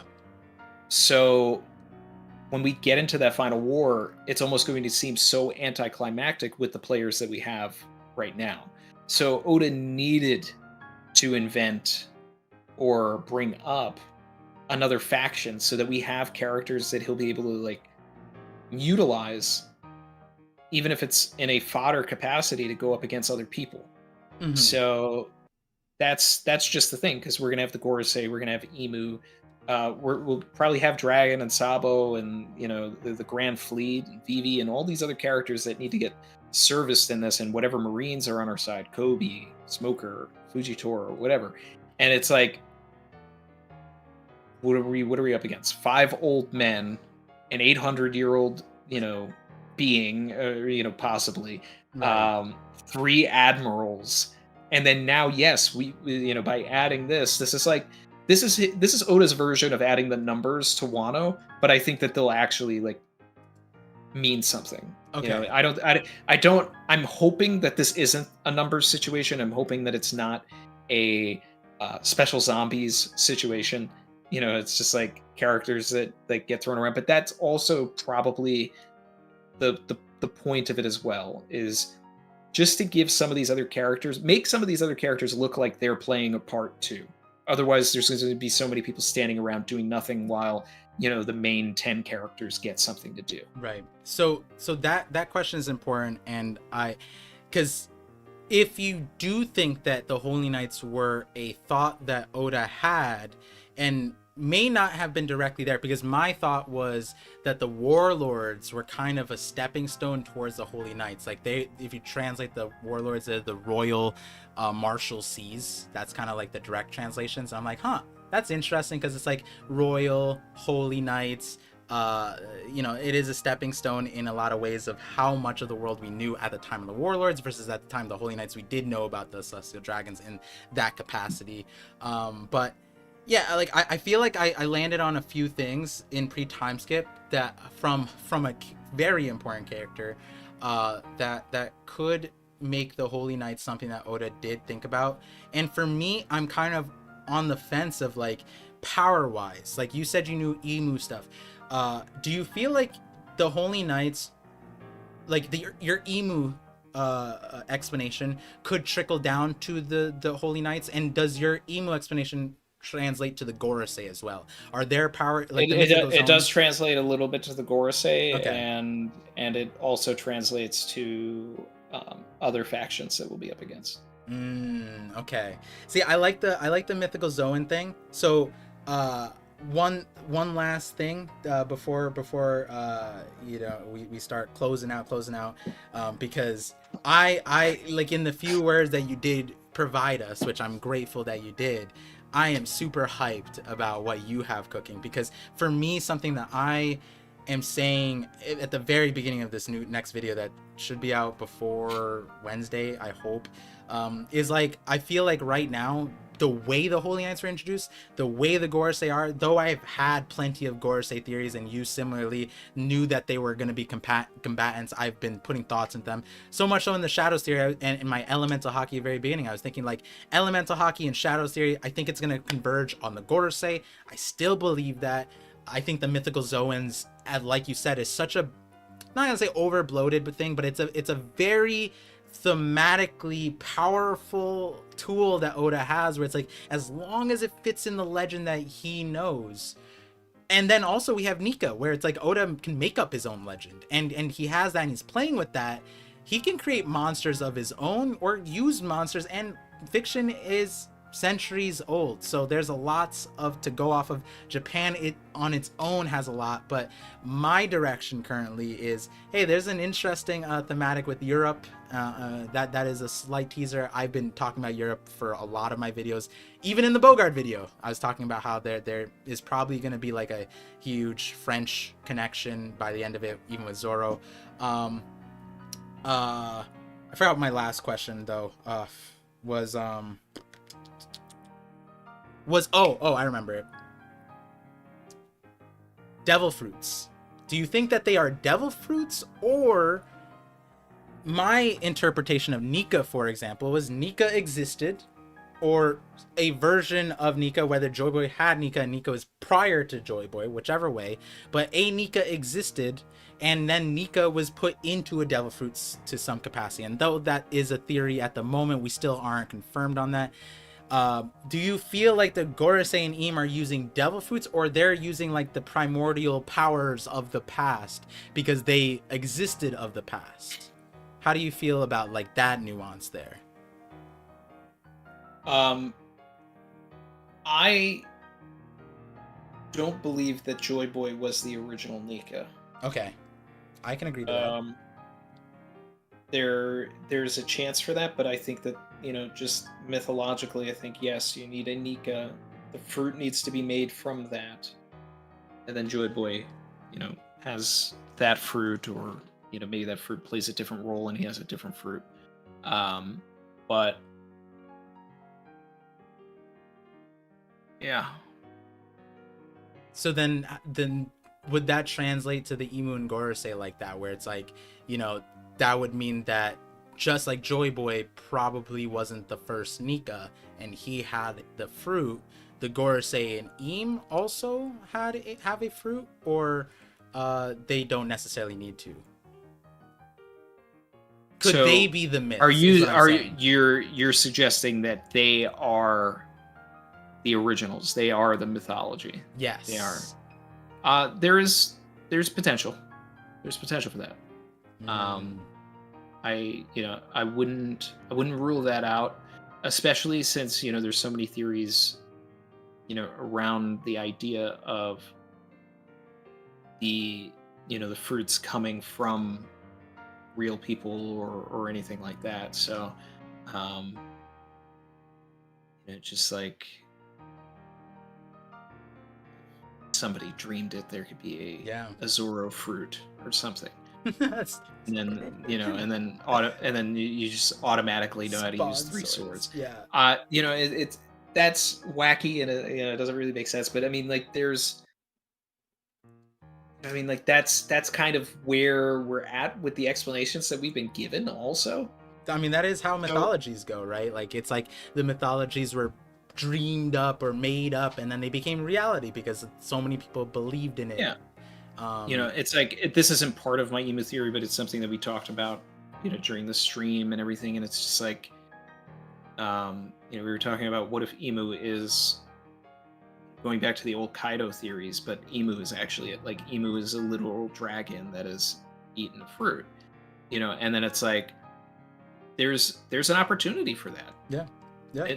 And emu is a literal celestial dragon, which I'd be a big supporter of. But I mean, I'm not against it. I'm not against it at all. I feel like sorry, what were you gonna say? No, I think there's so many opportunities, and especially with just how deep Oda's mythology bag is, it's gonna be wild, and some people are gonna be like, what is this? Like, when they see things, they're gonna be like, what even is this? And then they're gonna need YouTube videos to explain One Piece, because it's gonna be the only way to understand it by the time we start getting into like these things, which it's so crazy. You said, I had the same thought. Oh my god. Wano itself had a lot of these weird things that people didn't understand, and I think no offense to casuals or anything, but somebody that was just casually reading and they see like the Wan Yudo or something, that Black Maria had, and they're just like, what is this? This breaks the what I think One Piece is. And it's like, Oda is always breaking what One Piece is, because mythology is real, and whatever the mythology is, and it's just like, so much of Japanese mythology contradicts itself. So as you're reading Wano, a lot of these different myths are contradicting themselves in it, because he's putting it in the story and like trying to make it formulate. And that's kind of where we're gonna go with everything, I believe. I think like 1085, I had a few this is the real reason why a lot of my emu theories to me are obsolete. If it still goes that direction, or something in the realm of stuff that people already thought up of, and I think you might be on the same boat. That like 1085 to me opened up like a whole new window of opportunity that like I just didn't realize how far Oda would go with it. Are we stopping at Wano? Are we? It was Wano the top? I've said from time to time, power levels are going to go past Wano, but I didn't know how far like the craziness and like maybe I should have known from Nika, but even then it's like if we really pull from a lot of these myths, like you just pulled up the one one, which is a literal dog in a stick in a flame thing, a dog face thing, a yokai of sorts. Like yeah, there's crazy in a lot of some of my shorts I've been talking about this. Like if you think One Piece world's crazy, the real world is kind of crazier if you really think of the things we've imagined, the things that we've thought was reality for a lot of our history. Yukimaru was something that I remember, weekly when that was going on. People were so confused when he turned into a fox, and they were just like, Tom. what like, what, huh? How is this a Yeah. fruit? What does this make sense? And it's just, I was just like, hey, like, we're, forget it, Jake. It's Japantown. It's nah, like it's going to go to a level where it's like I say it time and time again, and I guess it's becoming more and more true.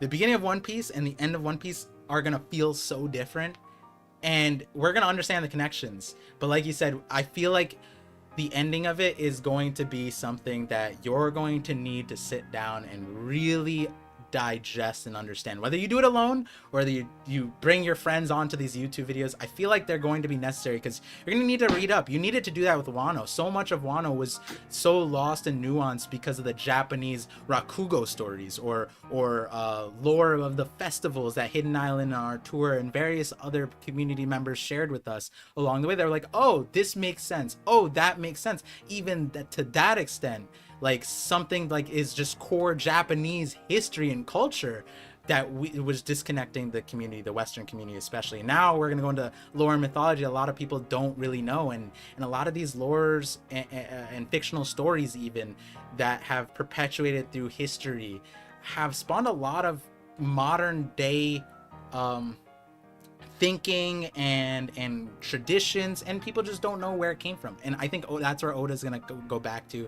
But tying the conversation up, like I think that was a whole reason why I wanted to bring you on for this one, because there was like one, again, the goodwill of the Randy Troy, the Savage Crew name is up there for being able to see what's coming through with the story. And it's like, given we're such a wacky part, it's like we needed the proper captain's words on what's happening. And I feel like right now, especially, it's like I also feel a little bit like, yo, where I need a log pose a little bit like of where Oda might be going, because he can go in a lot of different. I feel like right now with my theory, there's 3 directions. I have that log pose, and like so I'm going towards one direction of it, and I'm so glad that you were able to come here and also share that you have probably even more insane, if not accurate. I'm so excited to see what way you have what you got cooking up. So Randy, if you got any final things to say to the chat, we cleared up all the super chats. Let them know what you got going on. I think you have some like other streams also that you were doing too. And if you want to tease your ideas even more, feel free. I'm a viewer in that regard. Tease me. But I mean, I think that this is, it's actually, it's better for the story that Oda does all these silhouettes right now. Mhm. Because if we can actually look into the mythology of these creatures and understand what they are, we're going to be able to predict things. And that was what made a lot of Watto very predictable. If you watch the channel, we were getting wins every week just by like, oh, Black Maria like looks like a Jirogamo, like she totally has a spider fruit. Oh, yeah, that like all of these different things just like constantly were checking out, because if you understood the mythology of everything, you understand where Oda's going to go with the story, because he's going to stay as close to the mythology as he possibly can. Right. So we need those. But as far as like wrapping up the stream, put a recent video out about a missing, lost media. All right, so we're trying to find this. There was in 2015 they put out an episode of Foxy where they compressed Foxy, the whole Davy Back fight into like 75 minutes, and With like remastered no animation. remastered animation and everything, and it aired on one night in one particular specific region, the Kanto region of Japan, and never aired again, and also never was there's no physical media of it. It was like in partnership with some sort of other licensing deal, and you also needed a specific like DVR to watch it. So the only way to actually like get the episode of Foxy is like Is that the Void Century? Yeah, it kind of is. Yeah, so it's like you need someone in Japan to like have the Garapon and have DVR'd it, and then find some way to rip it, and that's like kind of like the new One Piece community like goal is to like just be as loud as we possibly can about this so that we can see this footage, because it's supposed to be supposedly manga accurate, like as opposed to the the anime adding all of the the filler into Davy Back fight. So it's maybe it's not the One Piece, but it's like the Emerald City at the moment. It's like one of those the Dream Island. Ooh, that's fun. And who would have recorded that? That's wild, right? Like I had a comment recently where someone said that they went onto the One Piece podcast. Well, somebody from Crunchyroll was on the One Piece podcast and was talking about how they were trying to get certain specials and they wanted to get access to everything.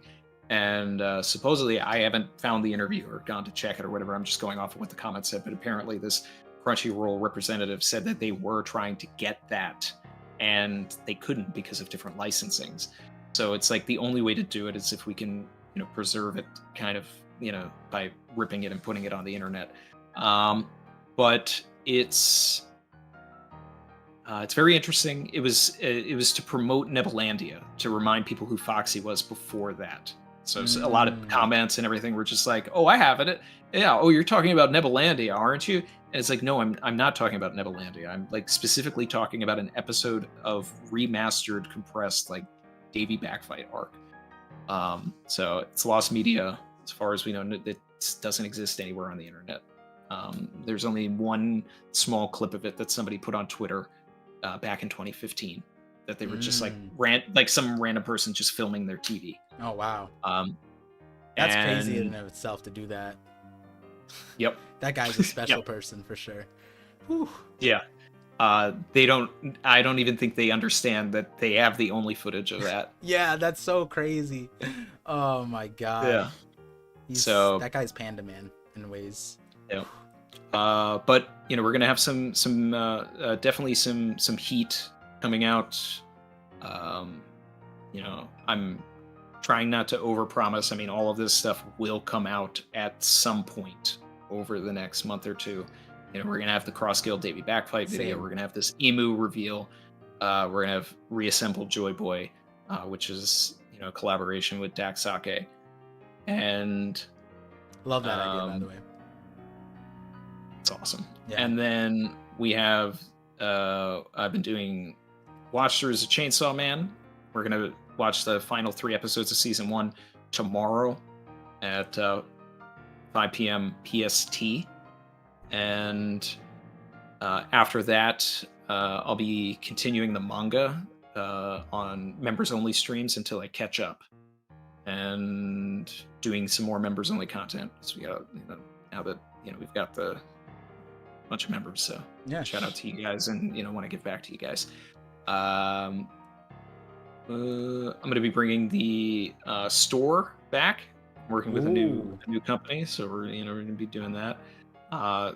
There's a lot, and there's going to be live action content as well too, because we've got they're starting their promotion, so I'll be there. Well, not in the live action, but like I wish, but like I'll be in the streams, guys, amongst you guys in Randy's on his ship, which just want to shout out those streams, because if you guys didn't hear it, let me tap you into it. He got his emu idea from watching other shows. So if you tap into his watch parties, who knows what kind of cooking you're missing, right? Like you gotta tune into everything, right?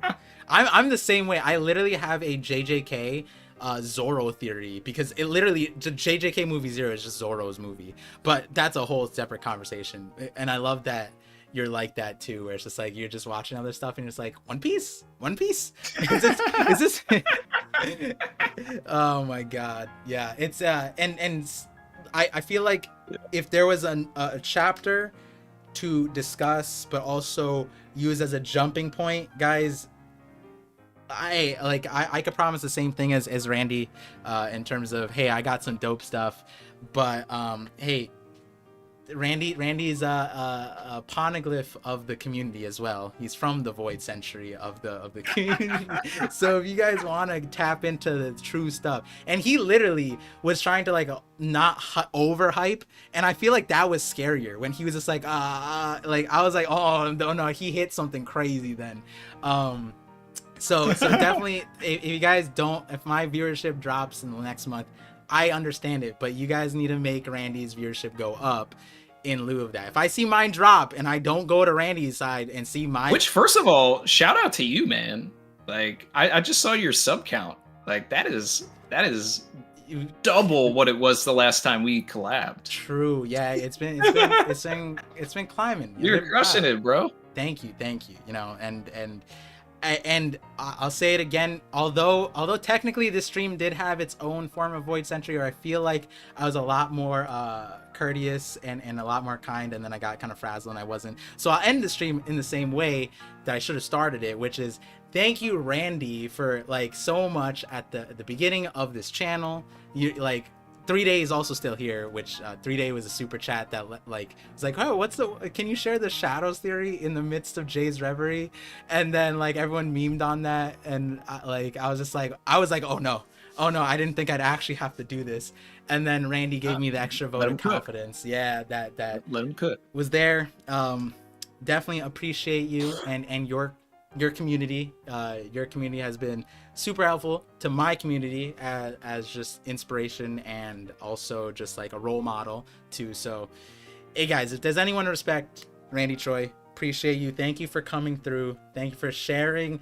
I think like this chapter is going to be one to remember, and thank you for giving me that time, this memory to have. I always call 1085. Like there's other chapters that I've liked in between this gap that I'm going to mention, you know, particularly 1058 because I'm a Crocodile stan. But 1085 is the first chapter that is like he laughed Gear 5 level. Like we've gotten so many bangers and everything like that, and things that we catapult the story in different directions, but nothing like we're eventually going to know what Cobra said. Right.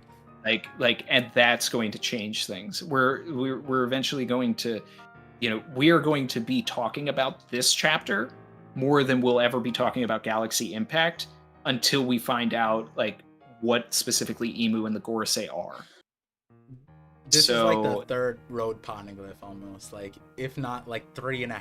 Like this is so close to it that it's like I call these videos like if some random person clicked on this video, they like, my brother has said this, like he watches, he tries to support, but then we just start talking and he's just like, it's like a different language, and I'm like, it's these are poneglyphs, and this one is definitely like I could come back to this one and like this chapter reaction and your chapter reaction, and this one's like a road poneglyph for sure.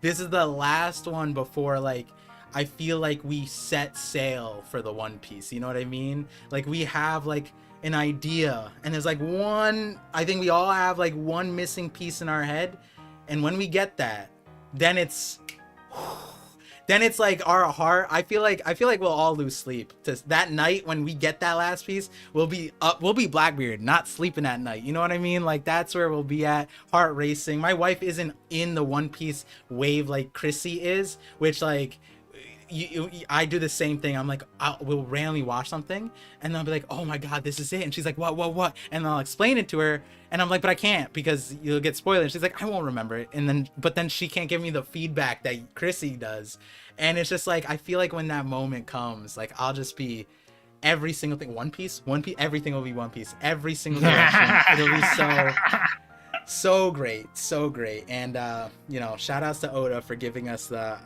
TikTok has been running this meme that Oda has like the most back-to-back championship rings for the chapters ever since like 1079, lining up every single chapter 10 out of 10, 10 out of 10, if not above, breaking the ceiling every single time. And yeah, actually I've been asking everyone this question, and I'm curious because I should have asked this question earlier. Oda said 3 to 5 years. How do you feel about that? Is it shorter or longer? Are we speeding up? Is it shortening, or do we still have? I've been feeling like 5 to 7 years. I did a poll. People said 2 to 2027. 2027. Oh, so that is that the 30-year mark, right? That's the 30-year mark. All right. I feel it. I did a poll. People, 70% of my chat said 200 to 300 more chapters. And I want to at least get 1,231 chapters. What was the number? 1,231, because then there'll be a chapter for every day of the year. All right. We are steadily approaching the 1,000 chapters since Vivi's introduction. So I'm expecting 1103 to be a big Vivi chapter, maybe even when she finally pulls up. All right, it's fair. I mean, hey, I think there was some. I saw somewhere. I think it was in my chat. Someone said 5 years since Vivi was Reverie, and then 5 years before that was something else Vivi related. I don't know. I didn't verify that, and I'm like, huh, that's kind of crazy. But it is 5 years since the Reverie, like exactly. Yeah, so it was like May of 2018. So yeah, so hey, I mean that prediction, I'm here for it. I not that I like counting the days, but knowing how much longer this ship's journey is, you know, and how many more conversations. These are good memories ones to have. So with that, guys, thank you. Time. Yeah, what a time. Thank you guys for supporting. Thank you guys for being here for this long. Like, comment, subscribe if you feel the vibe. Exactly that. Thank you, Captain of the Savage Crew, Randy Troy. And hey, I was considering, and it makes sense to throw it out here, I was considering in the future, I mean, I'm trying to get streaming down pat. I've been asking people in the past, but then I had to drop streaming. But I'd want to get Chrissy on the stream too, because you know she has a lot of fun ideas and I have fun ideas, and I feel like we got a lot of fun. Especially we always, whenever I'm in the chat for a long time, I feel like we end up theory crafting in your stream, and it's just so fun. It's mad fun. But yeah, with that, guys, I'm gonna send you guys to that One Piece talk, and these next few chapters, guys, it's like my heart's gonna be racing. Tune into my stream, tune into Randy's stream. I came in and my heart was racing again. I saw someone say that they haven't reread a chapter so much since they were like a child until this chapter. And I feel like the same way, where I just like, I wasn't even reading it. I was just like looking at panels. I was like, oh my God, dude, like what is Emu? Like this is like, it was just like, you know, oh man, Oda. Premium Ascension. Yes, exactly like that. And I feel like the train is not slowing down just yet, but Oda, take us away. So with that, guys, see you guys on the next few chapters. Look forward to Randy's videos. Yeah, you guys can look forward to my videos, but join the Discord to get notified, right? Because I'm not the best with schedules. Randy's definitely a lot better with his promises than I am. So with that, guys, thank you for tuning into the Voice of All Things. And thank you, Randy, for sharing your voice on all of this. Peace out, guys. Appreciate you, brother.